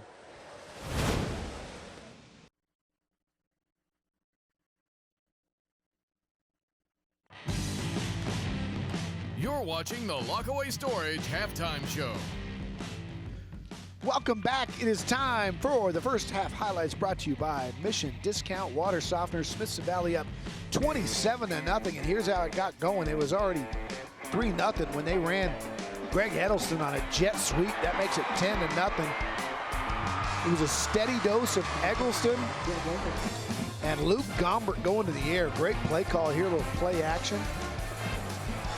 Going deep. Cooper Douglas with 51. And then Chuck Eggleston's had a huge night. You remember Fast Times at Ridgemont High where you just said Jefferson, Jefferson, Jefferson, Jefferson. Tonight it's been Eggleston, Eggleston, Eggleston, and more Eggleston. The guy's been all over the place. Including putting Smithson Valley in business to score again here on another deep ball, 53 this time. And Smithson Valley leads at 27-0. We're coming back with the second half kickoff after this.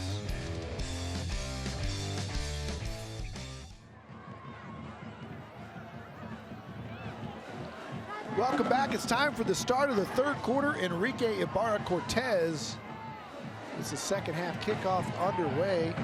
Jalen Nutt's got it. He's got some big room all the way out to the 40-yard line.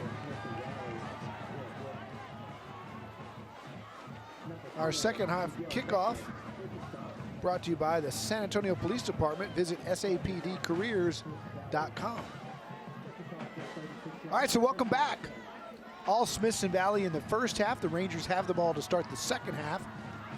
Third quarter action, and Luke Gombert runs back out there after an impressive first half where he went deep a couple of different times.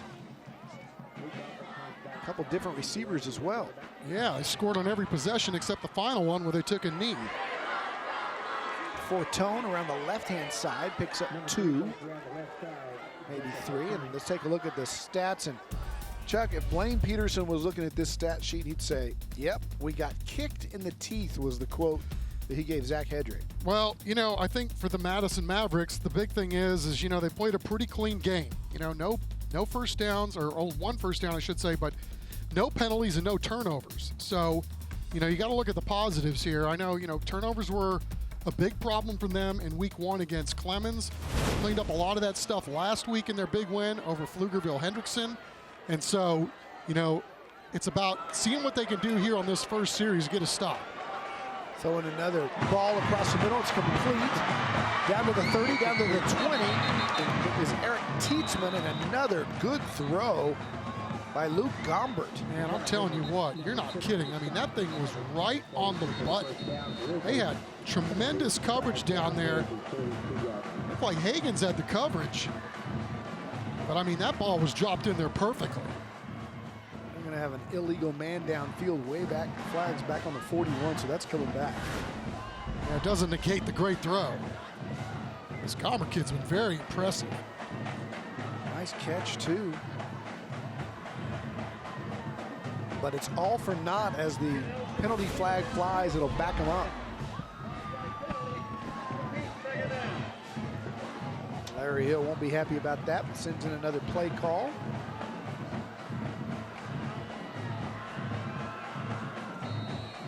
So again, you know, it's about what are you trying to build? You know, your whole season's still in front of you with league play starting next week. So let's see if you can make some strides here in the second half and, you know, get a play or two going your way, and maybe you can flip the script on this one.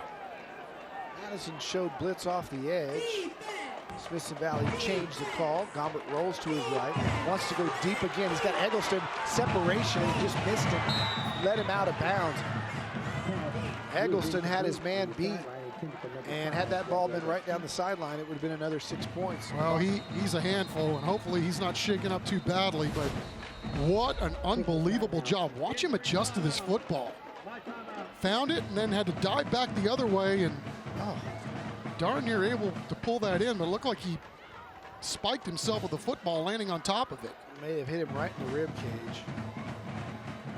Let's go down to Zach Hedrick. Zach, you were right there. Hey, yeah, Don and Chuck, I was just maybe 10, 15 yards away. He made a great effort to catch that ball. That was a lot closer play than maybe it looked like from up in the booth right now. But coaches are over here. They're taking a look at him right now. But he's nodding his head, talking with them. So it looks like he may be okay. Don't want to speculate on what's bothering him just yet. Back up to y'all. Maybe had the wind knocked out of him. But what an effort, you're right. On second and third look there, you could tell that he almost brought that play in and doing his best to keep feet in bounds as well. Yeah, it's not an easy deal when you're a receiver and you're streaking down the field as fast as you can. I mean, obviously did an outstanding job of locating the football first, and did an even better job adjusting and putting himself in his best position possible to try to haul that in. But looks like he's going to sit this play out. I think he's earned it. 3rd and 13 now after the penalty. And right now, that's the only thing stopping Larry Hill's squad was that penalty on the big game.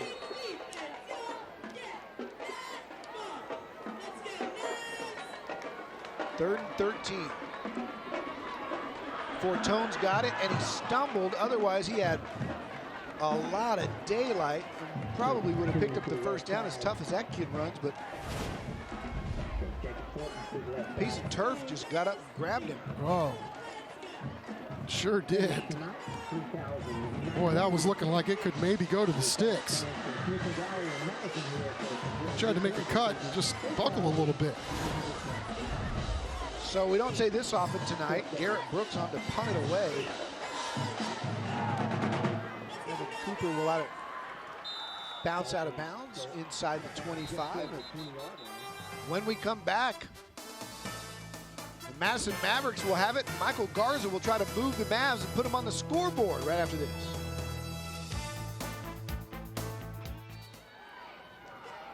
Welcome back. Madison will start at the 12 after a blindside block penalty, half the distance to the goal line. Darren Gill on 1st and 10 will set up second down and about 7.5. Yeah, it's just little things, right, Don? Your defense gets a stop, and you feel like you're going to be able to tilt the field, and then into the win, Smithson Valley with a great punt, knocked it down around the 20, then the penalty backs them up even further. So field position has not been kind to the Mavericks tonight, and it's been really earned by Smithson Valley. Garza out here in the flat. Cooper knocked out of bounds. Nice pickup. Be 3rd and short for Madison after the nice completion there. Jalen Nutt on the coverage pushed him out of bounds. And man, when you were talking about Michael Garza being a Rice kid, you ain't kidding. The scholar athlete, 107 grade point average. And some change. 107 and change. Like 100 used to be the highest you could get. It's in all those AP classes. Bioengineering or something too? Like, you got to be kidding me. Madison with a movement on the offensive line. False start on the big guy. 5-yard penalty, still third down. My brain hurts just trying to compute 107 point whatever grade point average. He also really talented kids down there. He also had this statement, quote, "Yeah, I take AP statistics. It's fun." Because it doesn't feel like math. Oh, really? Blitz coming. They pick it up on the screen, complete it. Nice job of breaking a tackle. Smithson Valley runs to the ball, though. Darian Gill with the carry, but Smithson Valley's defense all over the place. It's pretty close enough for a measurement.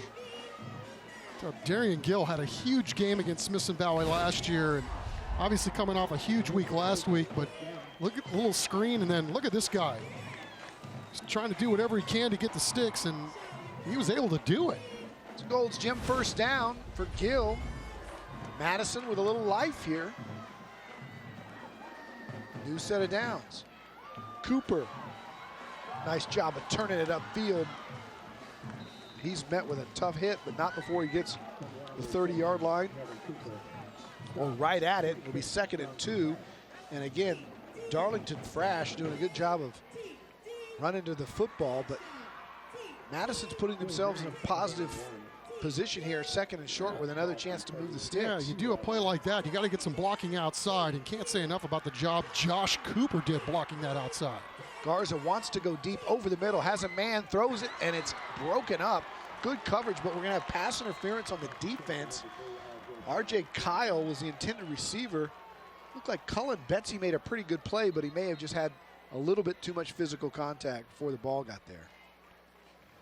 Let's go down to Zach Hedrick. Zach? Hey, Don, thanks so much. Here with Matt Baining, the band director of Smithson Valley High School. Matt, thanks so much for joining us. Absolutely. Great show tonight. And tell us, I know this fall season, it's big for contests and everything like that. When does that season kick off for you guys?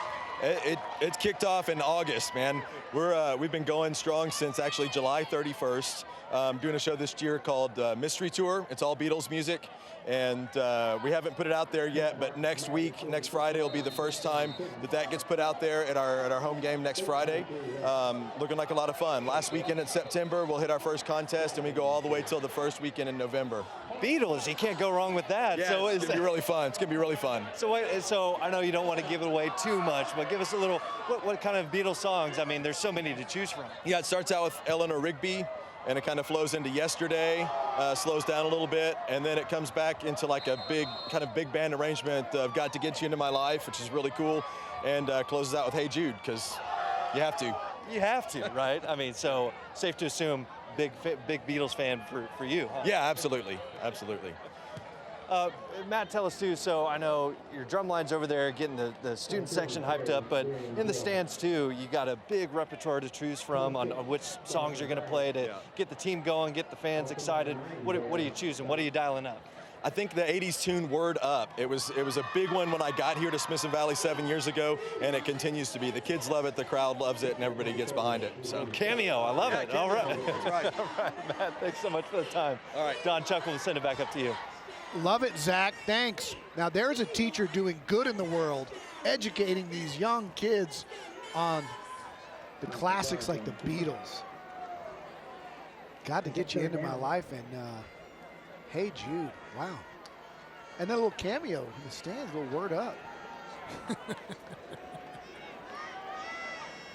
Yeah, you can't go wrong with the old classics. I mean, I'm not saying Cameo's a classic, but I'm saying the Beatles is. Garza under pressure, running for his life, got that one away, almost intercepted. Josh Cooper, the intended receiver, Jalen Nutt out there trying to bring it in and get a foot down, but instead it'll be 4th down, and Madison again will have to kick it away. Well, they put themselves in some tough situations with these penalties, but if you're worried about the arm strength of Michael Garza, please don't be. The kid rolling to his left, had to launch himself flat-footed there and get the ball up 35 yards on a dime. Number 13, George Johnson. So George Johnson last time had a 53-yarder. Gets that one away. It's a nice high kick as well, and it's fair caught at the 12-yard line, and that'll send us to break. Smithson Valley with the football, up 27-0.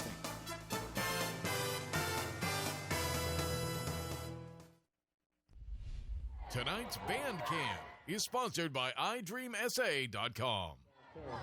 Welcome back. 7 minutes left in the third quarter. Smithson Valley up 27-0 over the Madison Mavericks. And joined now by the head band director of the Madison Band, Mr. Wes Perkins. Wes, thank you so much for joining us. Appreciate it. Great show tonight. Thank you. Wanted to talk to you guys are in the middle, just like the Smithson Valley Band. You guys are in the thick of contest season right now. We are. We have about 3 weeks to go until we have our first contest. And then every Saturday after that until November is really a contest weekend. So we're gearing up. Our show this year is under construction. It's so fun. We've got a big steamroller that's going to come out on the field, and it's going to lay down road, and got all sorts of big props and things they're going to play, and a lot of features and things that are going to happen. It's going to be really exciting. Big steamer. So for those of you who may have missed it, the color guard, it looks like they can go out and do some work on 1604 right after the show. Yeah, and they're so coordinated. Yeah, they would do a great job, no doubt about it, because they're such a good group for sure. So yeah, they could totally pull that off. Wes, the high school game has changed a lot too, you know, calling plays, and bands are kind of like, you're like an offensive coordinator too, dialing up which stands you're going to, but you have a special board that you have to use. Why is that? Well, we've gotten so big. We're about 330 now, which is pretty large, and we stretch all the way to the top of the stadium. So what we learned is if we just use a regular microphone, about half the band hears, and they're probably going to get in a different tune. So we have a giant board that we just put a big old number. We have a numbering system that we use to try to get them on the same page, so it works out. So it's just like a football team calling in the play here. So yeah, you bet. Except we're not quite as animated. We don't do quite as many fake signals and all that kind of stuff. So Wes, right now, I mean, it's tough sledding for the Mavericks, but to get you have a big rep to call from. What stand tune are you calling up to get the fans excited, to get the student section excited again? Well, we love Land of a Thousand Dances. It's kind of our go-to. Word Up is great. Also, Shout It Out. So we're going to get them back. We're going to get them back invigorated. We're going to get it back on track. Wes, we'll let you get back to it. Thanks so much for the time. Appreciate it, guys. Back to y'all. Word Up for both bands, Chuck. Wearing it out.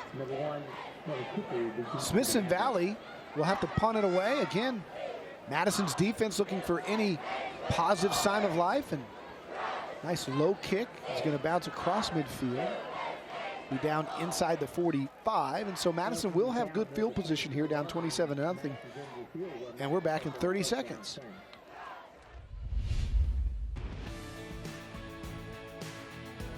Fly easier, fly San Antonio, where we have more than 50 food, beverage, retail, and service concessionaires for your traveling convenience. From national brands to local San Antonio favorites. Enroll in the SAT Rewards program. Gain promotions, discounts, and points for every purchase. And your one boarding pass offers you access to every concessionaire in both terminals. Fly easier, fly San Antonio. Welcome back. Madison runs first play. Darian Gill. A short game. Mason Livingston on the tackle. It's just been so tough tonight for Gill. I mean, he did a great job getting to the second line of defense. The problem is that there's a bunch of linebackers ready there to meet him when he does score through and break through that first line. Sets up second down and 10. Garza inside handoff, nice hole.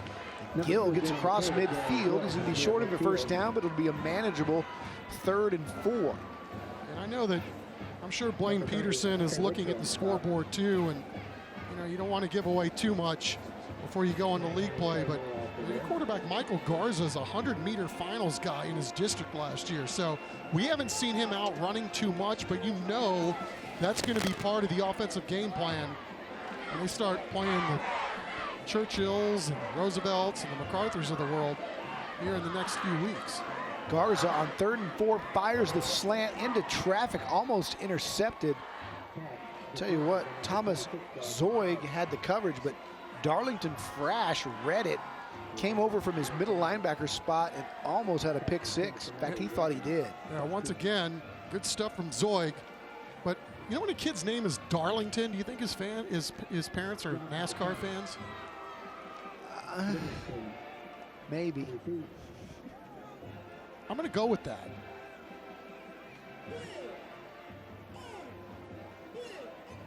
It's also a cool name.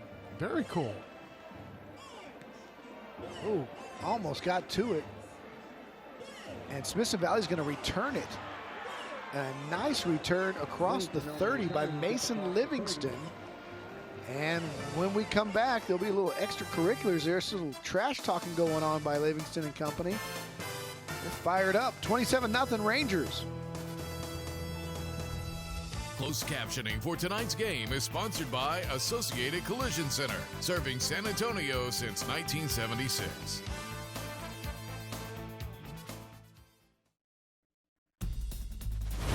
Welcome back. Time for our Go Public Teacher Spotlight. Ms. Janelle McMullen over at Madison. Great teacher. She works with the students at all grade levels in the ag program. Did they have that there when you were going to Madison? Sure did, man. That was my indoctrination to Madison. I moved to high school there a week before my junior year. I didn't even know what that was. You come to Texas from North Carolina, and all of a sudden they got cattle on campus? Yeah, so Mrs. McMullen doing a great job, and they've always had a great ag program for as long as, you know, I've been living pretty much. I think that's a pretty good discipline program. Back in the day, you know, we used to get 3 licks or 3 days suspension. Of course, they don't use corporal punishment anymore. But just make them go milk some cows. Yeah, I mean, there are a lot of kids that look forward to it. I like it. They also have a really cool program, the Guide Dogs for the Blind Club. And that's one of the most popular groups on campus. She teaches students to perform the job of a guide dog raiser in order to prepare dogs to eventually become placed with their partner. So that's pretty cool. Awesome to see those things going on in our local schools. That's part of our Go Public Teacher Spotlight. Just remember kids traipsing in mud into class every day. Inside handoff. Yeah, man, Jacob Fortone, a little culture shock. Yeah, but I mean, welcome to Texas. So all the stereotypes that you thought moving to Texas became true. Well, no, I mean, I thought it was kind of cool the fact that you could have something like that and kids were actually getting a chance to learn, even though it was foreign to me. But I mean, like I said, it was a really, really big part back then. I'm sure it is today too, but I mean, it was kind of what they were known for back then. That and the Bowl Patrol. A lot of kids from all over the Northeast District transfer to Madison just to be a part of the ag program. Yeah. We had the Bowl Patrol too. That's where all the kids that wanted to be in law enforcement. And Mr. Bowl was the law enforcement teacher. Okay. So the Bowl Patrol. The Bowl Patrol. Yeah, that's what I remember. Bowl Patrol and ag. How many oil derricks on campus? Get the full Texas experiment? Not quite that. Missed it by that much. There you go. I think they'll, this part of the field and the score the way it is, they'll probably go for it.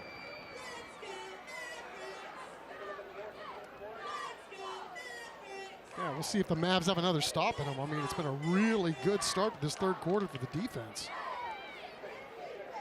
So it'll be 4th and an inch for Smithson Valley, up 27-0 here with 3:40 to go in the third. And again, these two not in the same district anymore, but they're still rivals in every sense of the word. And we've seen a lot of smack talk going on, even though the score has been a little bit out of control. Still some fighting going on and some Madison playing, like I said, with a lot of pride and still before the district season even starts. Oh, yeah. And you get a little juice, too, from last year's game where the Mavs won. You can only imagine that's a little impetus for Smithson Valley to come out here tonight with a little extra rage. A little parade wave there on our smile cam, the Madison fans. Still going out of the gun here on an inch. Well, they got that Fortone kid who's a load. And they'll run him, and he gets the first down. Well, he doesn't need much room, does he? Low center of Look gravity. at his arms, man. I noticed that earlier. Got some pipes on him. Strong, intimidating young man who runs with force. And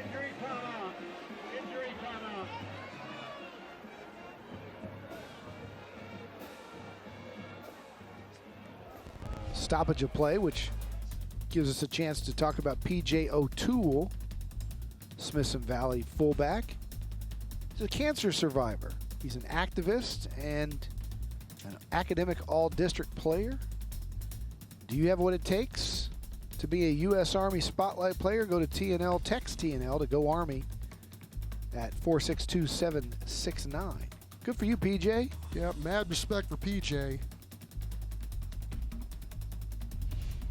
Seeing that a lot, aren't we? Unfortunately, kids in high school that are having to battle through some really tough things. Move his way to the sideline.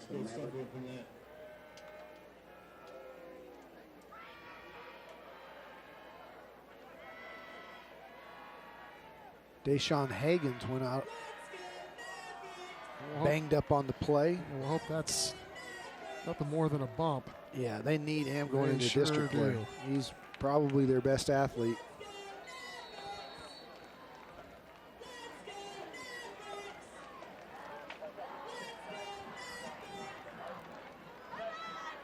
Coach Hill working on the clock. So that's the last thing you want to have happen now.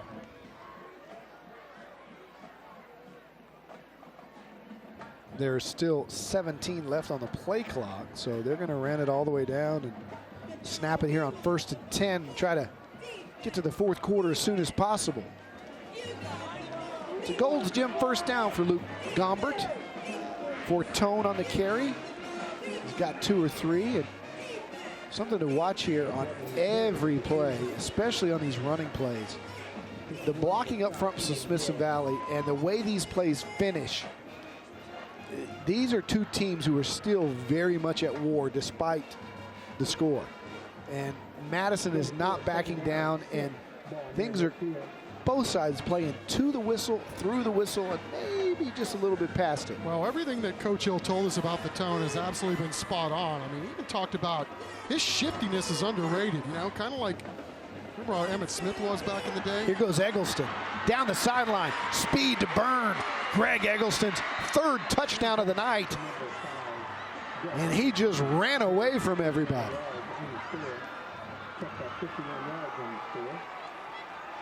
Yeah, he just set him up. I think they're going to be running a bunch of dive plays, and then they swing it outside to Jefferson. Jefferson. He's having one heck of a night, isn't he? Watch him split the tacklers here, just and then outrun everybody. That's impressive. Yeah, I mean, it's just all-around awareness.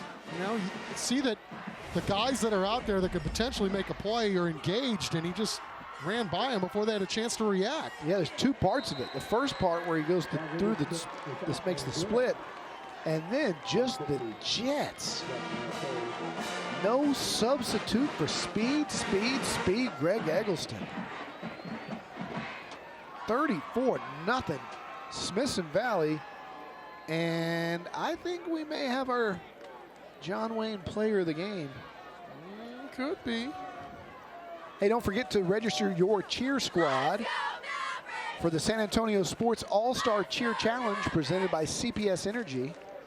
Taking the nominees, the registration now at the CW35.com. Again, 2 cheer squads will be selected, or 4 will be selected to cheer in the Alamo Dome on January 4th for our doubleheader of All-Star games. And 2 will come out with some cash, a $1,000 band grant and a $500 band grant. Number 15, Anthony Kennedy, joined by number 1, Evan Cooper, will go deep to the Mavericks to improve the kick.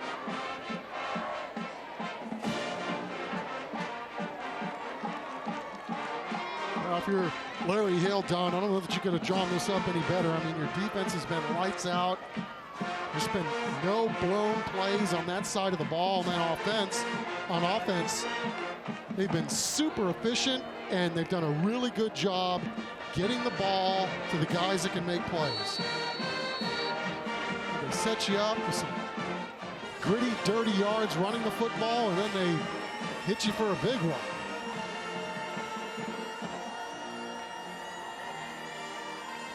Rodriguez will kick it away. And this one will be returnable. Anthony Cleaver has nowhere to go. He won't even get to the 20. And Madison, again, will have tough field position there, deep in their own territory. As you take a look at our TNL top 10. The Judson Rockets #1. They were the preseason #1. Really, the top 3 haven't changed. Clemens looks really good this year. Harlan, Brennan, O'Connor, Bernie Champion, New Braunfels, and South San, and Smithson Valley certainly making a case tonight that they deserve to be in the TNL top 10. Yeah, I mean, their loss to open the season against Midland Lee, I mean, they're in a ball game with those guys. Third quarter, and then they had a 14-point swing, so the game got a little ugly late. But like I said, Coach Hill telling us this week that he really thinks that Midland Lee is going to be one of those squads that's playing into December. So, you know, this team is well coached. We've seen what Coach Hill does when he gets guys that have special skills, and then his offensive line's bigger than what we remember from maybe earlier this decade. So look out. I mean, they certainly are making their case. First down and 10 for Madison. Garza gonna have to throw it now, and does. Has a man and just missed him. Running a streak pattern was Nick Caceres, and he just led him a little bit too much. Yeah, Caceres just a sophomore, but obviously can run, and Smithson Valley absolutely unaccounting for the running back coming out of the backfield on the wheel. Here's the call, illegal man downfield against Madison, so that'll back him up. Instead of 2nd and 10, it'll be playing behind the sticks again for the Mavs. Chad Way, their offensive coordinator, we want to go back to that at some point too. That was a well-designed play. A long, long night for the Madison Mavericks, and we still have a quarter to play. And as you know over history, if you know anything about Smithson Valley, they're not going to take the foot off the gas. They've got a whole season in front of them, district play ahead, and Larry Hill wants his guys to continue to get better, so Madison's going to have to make this a fight to the finish, whether they want to or not, down 34-0. Ball's loose, and Garza took it right in the face. Trey Moore unblocked with a beeline at the quarterback and made him pay. Wow, did he take a lick? 99 looks like 99 for the Texans. Yeah, he does. Defensive front as intimidating as the offensive line. They got Trey Moore for another year. Yeah, that was impressive. You know, so this Smithson Valley team, they got some veteran guys. I mean, they got 6 or 7 guys back from each side of the ball. And, you know, Coach Hill said, you know, just because they're coming back doesn't mean we've got something. We're still trying to figure that out. But I think, you know, it just kind of worked out in his favor that he had to play the best guys, and it just so happened that some of his best guys were younger. But this is a really veteran team.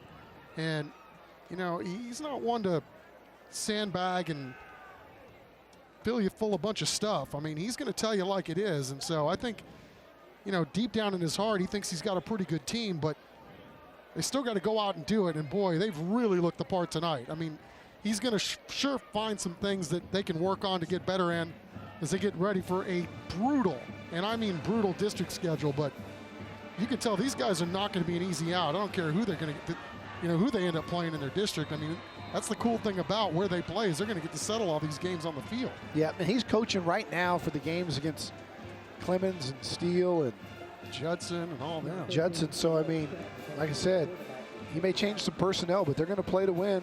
No knee down, or was it? They call his knee down as Will Strachan is coming at quarterback. Pass complete to William Welker, but he put a knee down. And that's going to take us to the end of the third quarter. Look at Larry Hill. He's coaching as if it was 0-0. It's not. It's 34-0 as we head to the third quarter, all Smithson Valley.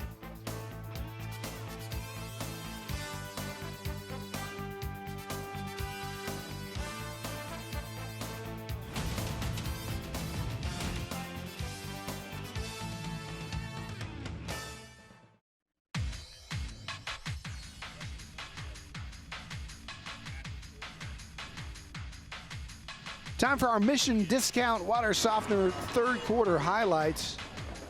And who else? Eggleston. Yeah, everybody's All-American, right? Ghost. Greg Eggleston with a huge night. 3 touchdowns on the night. And a dominating performance by the Rangers, who look to add to it here. Stratching in at quarterback.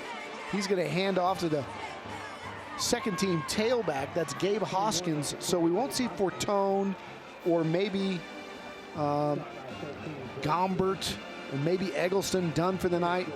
But you will see execution with these second teamers just as precise as you will with the starters. I mean, this is what they build here out in Comal County.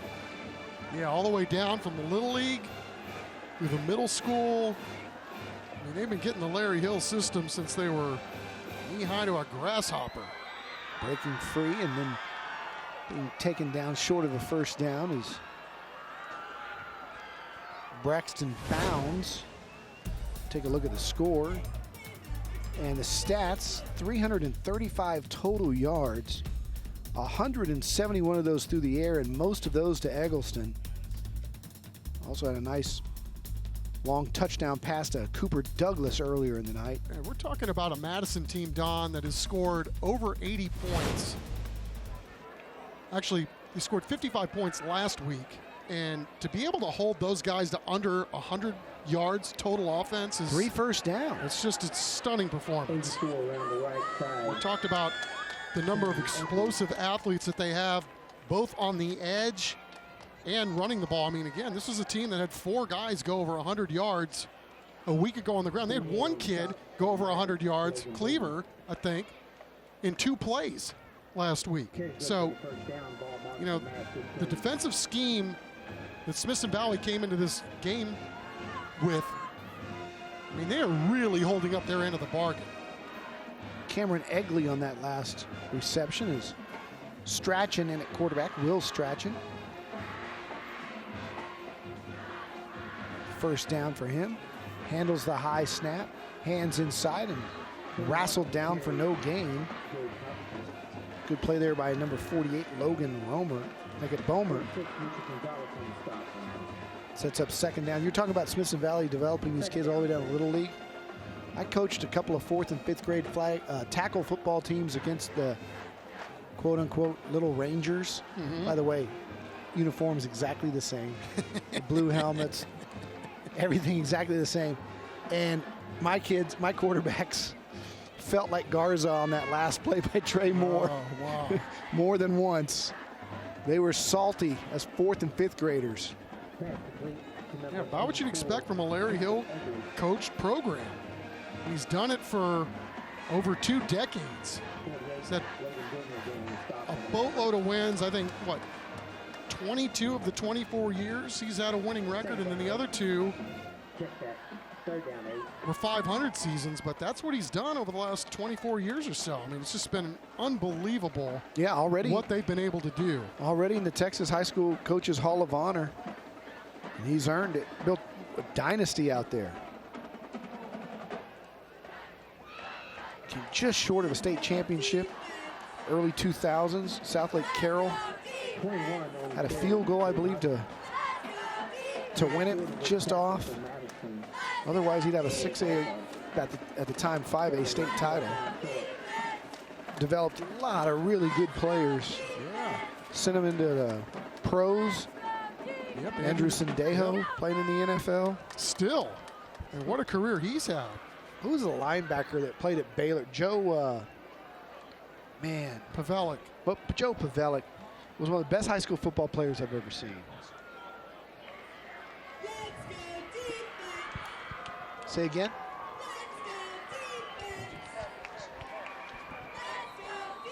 Mark Kusenberger said he caught every single game in all 4 years in baseball at Smithson Valley. Joe Pavelic was a beast. Yeah, he was in college, too. Prior to the snap, on the offense, number 77, 5-yard penalty, still third down. I saw him play against Clark in a playoff game against, one of the all-time great running backs of all time in San Antonio, Jarrell Wilkerson. and he knocked the football out of Wilkerson, who I don't think he wanted to play anymore after a hit that he took from Pavelic. Field goal attempt has plenty of leg, and it's right down the pipe. Colby Wright, the senior, adding 3 more to the tally for the Rangers. It's 37-0. And they're even stacked at kicker up in here.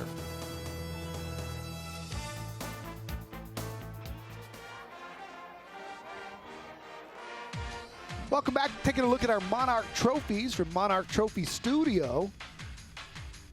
Those are good-looking awards there. One's going to the coach, one's going to our MVP of the game, John Wayne Player of the Game. Hey, if you need custom plaques, trophies for kids' teams, awards for your business, anything, give them a call at 210-344-3777. That's www.mtsawards.com. Monarch Trophy, they're the best in town. They've been doing it for a long, long time. Quite a facility they've got over there, too. Yeah, it is. Did you ever see the Bernie Goldberg piece on the trophy industry in America on HBO Real Sports? It's amazing. They have these warehouses in the middle of the country, and compared to when we were kids getting trophies, they're doing like 100 times the business these days. Part of the trophy culture, of course, where everybody gets a trophy for just about anything, but man, it was very fascinating to see the level of which they turn out trophies at these manufacturing plants.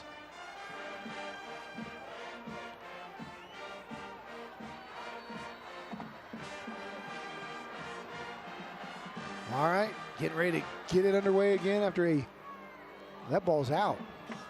And Madison jumps on it with really good field position on the 40. Flag down.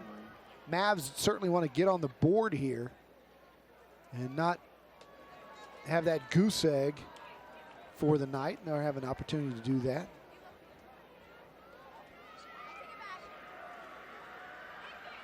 Pretty good chance this fourth quarter flies by pretty quickly. So we'll go down to referee Chuck Myers with the call.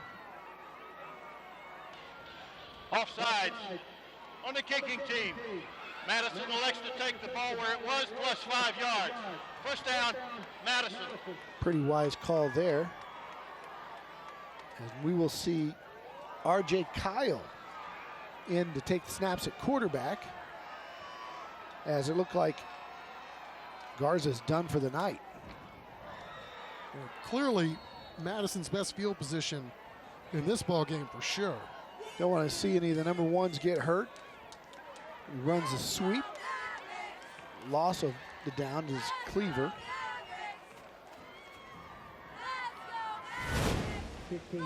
Chuck, I know you wear Brooks Brothers. How about these Brooks Brothers? Garrett and Taylor, both 3-year lettermen, both all academic, all district. I'd rather go with these Brooks Brothers. And Dylan, another brother, was a letterman in 15 and 16. Yeah, look at Garrett going to go play baseball at UTSA. We like that. Anytime you can work in a little baseball here, that's a good thing, 54 has been a beast on that offensive line tonight. Yeah, he really has. He's had some company. Cleaver with a nice game. Of course, you said he had a big game last week. Yeah, one of many. Getting some touches here. Yeah, Gill went over 100 yards as well. And if you're watching this game, and do not get the impression that this is the Madison team that we've seen in the first 2 weeks of the season. Madison is a good football team, but Smithson Valley just jumped on them early, and as Coach said, kicked them in the teeth, and they haven't let up. And right now, it's just all about next week for the Madison Mavericks. Well, I know Coach Hill really concerned about Madison's ability to score quickly. I mean, they had over 500 yards of offense last week.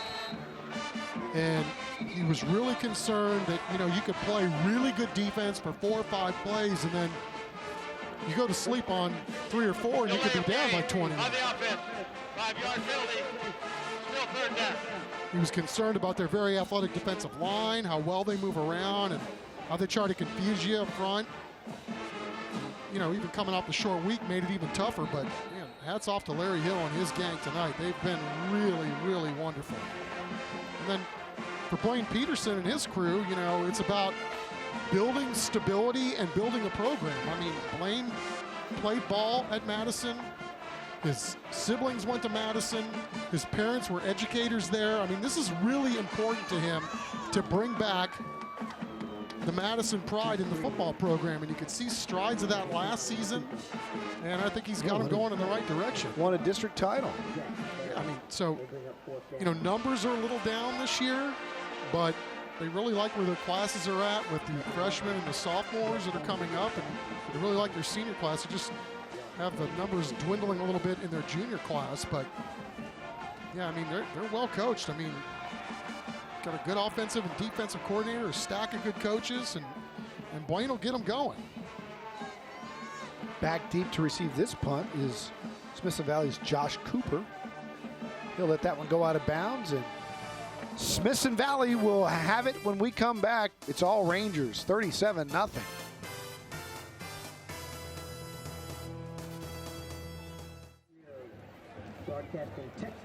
Welcome back. Remind you of our Beyond the Game program. If you know of a squad that's doing great things in the community, they're going beyond the game to show the great key values of respect, integrity, selfless service, sportsmanship, and caring. Nominate them at sanantoniosports.org, their middle school, high school teams, and share their stories at sanantoniosports.org. You can upload them right there. The Beyond the Game program at sanantoniosports.org. Justin Avery with the carry. Yeah, kids in the stands are still having a good time. Yeah, man. I'm having a good time. You know why? Both of these teams have cool uniforms. That's right, ladies and gentlemen. It's time again for the musings of the uniforms are. Chuck, I'm going to give a high five to your Madison Mavericks. They burst on the scene in what, 79? 78? I was in the third graduating class, so you'll have to do the math from there. Okay. Late 70s, early 80s, with a blue and burnt orange color scheme, and it works. And, you know, UT goes with the burnt orange, but they don't have the blue out, and I love the blue accent. You know what? But I'm going to say this, as a proud graduate, I wish they would mix in more Navy. Yeah, they could do that. Certainly they could. You know, Johnson came on the scene with the baby blue and navy blue, and early on, it was a huge mistake with too much baby blue. And they've done the Villanova thing where they go with more of the navy and less of the baby, and it's working for them. But the Madison helmet logo with the block M with the name across it has been a staple. It's been a classic for years, and they've done a good job. You could try to get tricky, put a horse head or some sort of Maverick logo like the Dallas Mavericks, but that is really, really clean. And speaking of clean, Larry Hill's guys, although they look like Penn State because they're blue and white, that was all about Alabama as we watch a nice run by the Smithson Valley Rangers. Justin Avery popping one. It's all about Alabama out there at Smithson Valley. And, you know, if you're going to copy a legendary winner, why not, right? No question. Colors are different, but, I mean, it's simple and it's effective. It reminds me of a story I heard about Bear Bryant coaching Alabama in the 70s where a real wealthy booster had convinced the athletic director that Alabama needed to take the numbers off their helmets and put on a big A or something like that. And they walked into Bear Bryant's office and they said, "Hey, coach, this is big booster here. He donates millions to the university, and we're thinking of a graphics department's come up with this. We need to put a big A on the side of the Alabama helmets." And Bear goes, "What's wrong with the ones we got?" And the guy goes, "Coach, they just have numbers on them. People need to know who we are." And Bear Bryant goes, "They know who we are." Whatever, 5 or 6 national championships.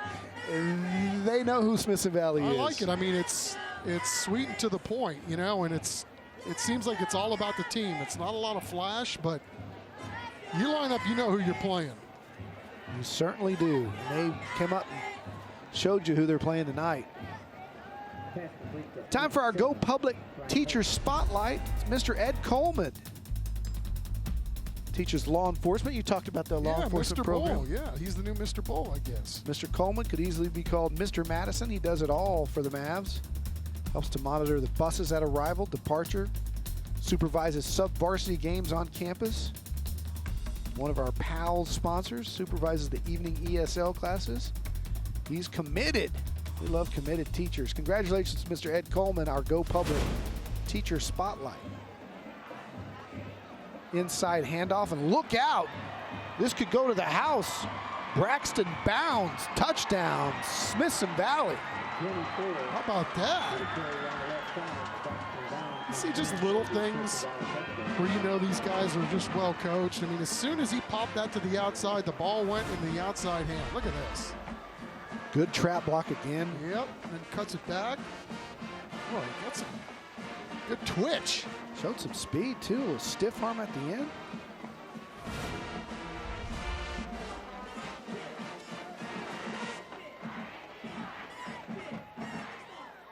Smithson Valley now adding the extra point to make it the Iceman, 44-0 over Madison. We'll be right back.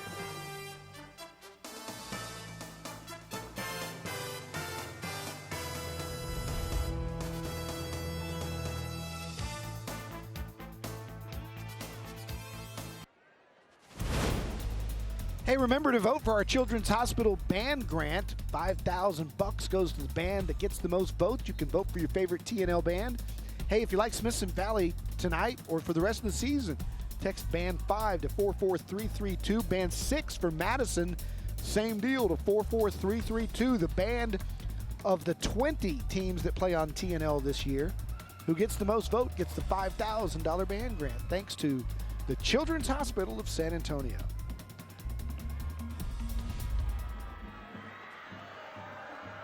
All smiles on the sideline of the Smithson Valley Rangers. It's Cleaver back to receive the kick from Madison with 2:10 left in this one.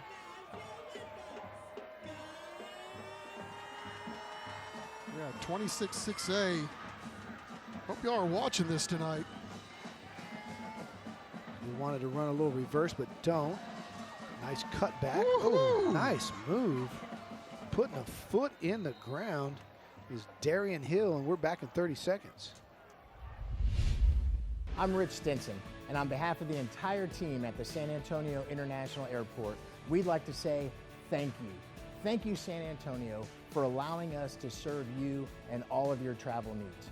For more than 75 years, we've been your hometown airport. Because of you, we continue to experience unprecedented growth, and we're excited about the future possibilities as we enter phase 2 of our strategic development plan. Thank you for flying easier, and thank you for flying San Antonio.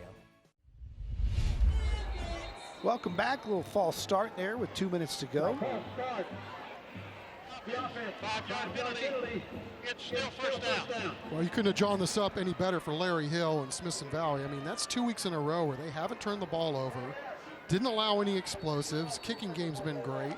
Ran the ball against a very athletic team, which they did also last week. So you're picking some tough games to play your non-district schedule. I would say they're about as ready as they can be, right? Yep, and you know, some guys getting some valuable playing time for both squads now. Guys that may have to contribute later in the season. Numbers get thinner, injuries happen going into district. And both teams still giving it their all, even though we've got 2 minutes to go, and it's a George Gervin score. The Iceman, by the way, lives in Smithson Valley. So they're honoring my all-time favorite Spur.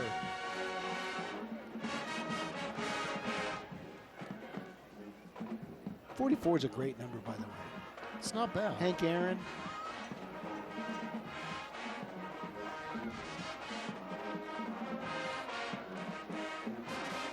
Chuck Foreman. The distance. First down. Wow, you went to the Chuck Foreman reference. Trying to think of great 44s. How about your guy who played first base for the San Francisco Giants, Willie McCovey? Willie McCovey. He was a great 44.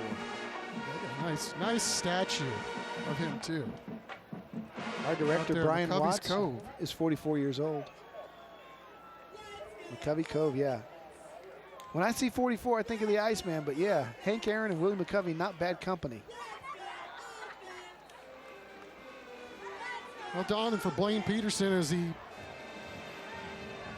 enters another year here at Madison High School, you know, for him, he said he thought the biggest thing was just proving to the kids, hey, we're going to have some consistency here, just one coach. What do they have, like 2 or 3 in 3 or 4 years? And, you know, they were going from coach to coach. And for him, he said, we had to get these kids to learn how to win and compete and finish games. And he just said there was no belief when he got there. But, you know, he wrangled a bunch of assistant coaches like Chad Way right there, guys that wanted to be at Madison, stay at Madison, give the kids some consistency. And he really feels like they're on the brink of doing all the things that they want to do. He'll turn it around for district. I mean, he ran into a buzzsaw tonight. Smithson Valley is a really good program, and you can tell they've got the right combination this year of toughness inside with Fortone, speed on the outside with Eggleston, a big-time arm with Luke Gombert, and then a few different receivers to throw it to other than Eggleston as well. You know, Cooper Douglas and Maverick Freeland and Tietzman, they're a well-rounded team, not to mention the big guys up front who made it all happen with that offense. Well, there's no question. You talk about the success that Madison had last year as we watch a nice little run right here. You know, the fact that they were able to beat Smithson Valley last year, Peterson made no doubt about it, or no bones about it. He said, man, when you beat a program like that, as well coached as they are, it couldn't help but give our kids some confidence. So, you know, a little rough time tonight, but again, their whole season's still in front of them, and we still expect both these schools to do great things in 2019. I think both of them will do very, very well. Larry Hill and Blaine Peterson talking it out. Right now it's time for our Roselle Gardens collision of the game. Trey Moore on that quarterback sack. Poor Michael Garza. He got more than he wanted. Yeah, not his fault. You know, you got to go down and get the football, priority number 1, and unfortunately you become a blocking dummy. That's our Roselle Gardens collision of the game. When we come back, Zach will be down on the sidelines to hand out the hardware to our team and our player of the game. I wonder who that might be. Next.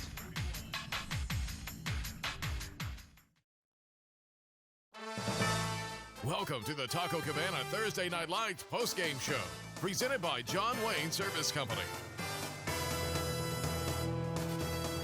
Welcome back. Smithson Valley hanging 44 on Madison tonight in a very impressive performance by the Rangers in their final final preseason tune-up game before they play the district schedule. Let's head down to the sidelines and Zach Hedrick to give away our trophies. Thanks, Don and Chuck. Yeah, guys, great performance tonight. How was that? These guys are excited. Hey, it's time to hand out the hardware. Hey, so this guy, we're handing out our John Wayne Player of the Game here. 3 catches tonight, 111 yards and a touchdown. Pretty good. 7 carries, 71 yards, and 2 more scores. So that's a total of 182 yards on just 10 touches with 3 touchdowns. Where's Greg?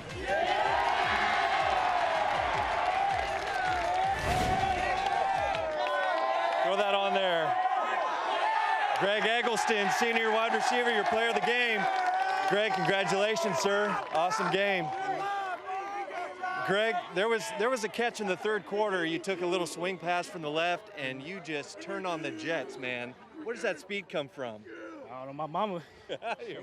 So everybody on your mom's side of the family fast? Yes, sir, track stars. Track star, okay, there you go.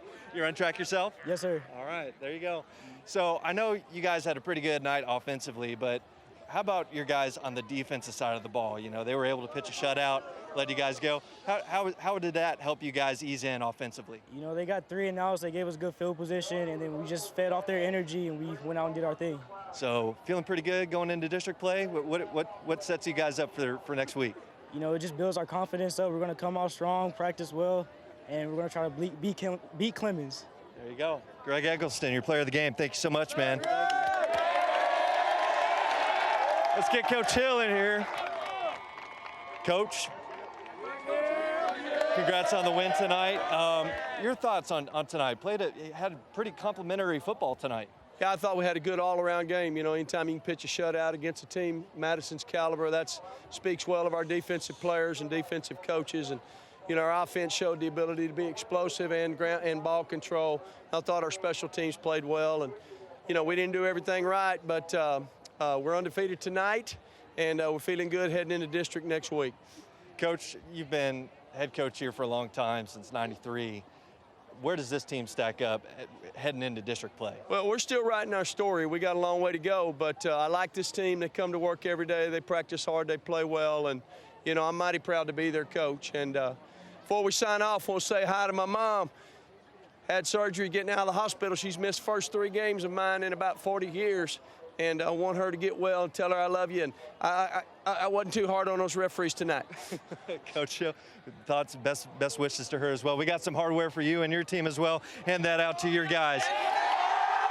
Your Smithson Valley Rangers winners tonight, 44-0. Don and Chuck, back up to y'all. All right, Mrs. Hill, the biggest Ranger fan there is, celebrating this one. Congratulations, Smithson Valley, 44-0 winners tonight.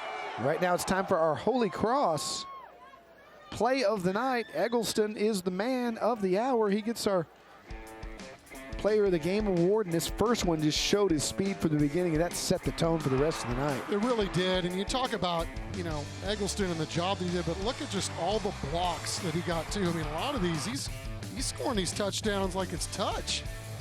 All right, we got much more ahead. Stay with us. 44-0 Rangers.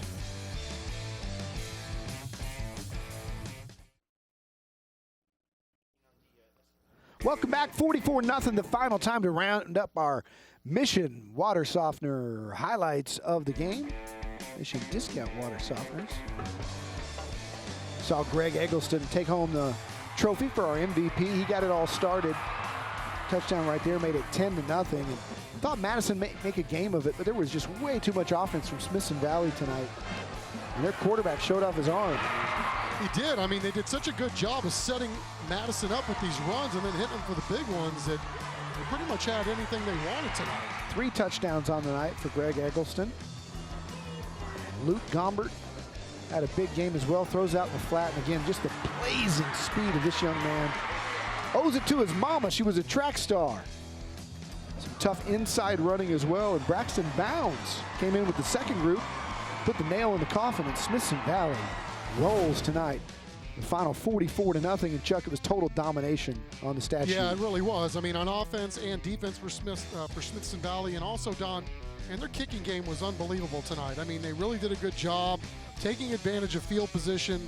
Again, it's hard to draw it up any better than what Smithson Valley put on film tonight. Hey, Harlandale, we're coming out your way next week on TNL. The Bernie Greyhounds visit Memorial Stadium on the south side to take on Jesse James Leah's alma mater. The Harlandale Indians will be out there next week on TNL. Our executive producer is Dean Radla. Chris Kotfus makes it all happen in the booth. Our director is Brian Watts. For Chuck McAtinnick, Zach down on the sidelines, Alex Garcia, statistician extraordinaire Mark Kusenberger, and our spotter in the booth, Jeff Hovatter. I'm Don Harris, and we will see you next week on Taco Cabana Thursday Night Lights, presented by John Wayne Service Company.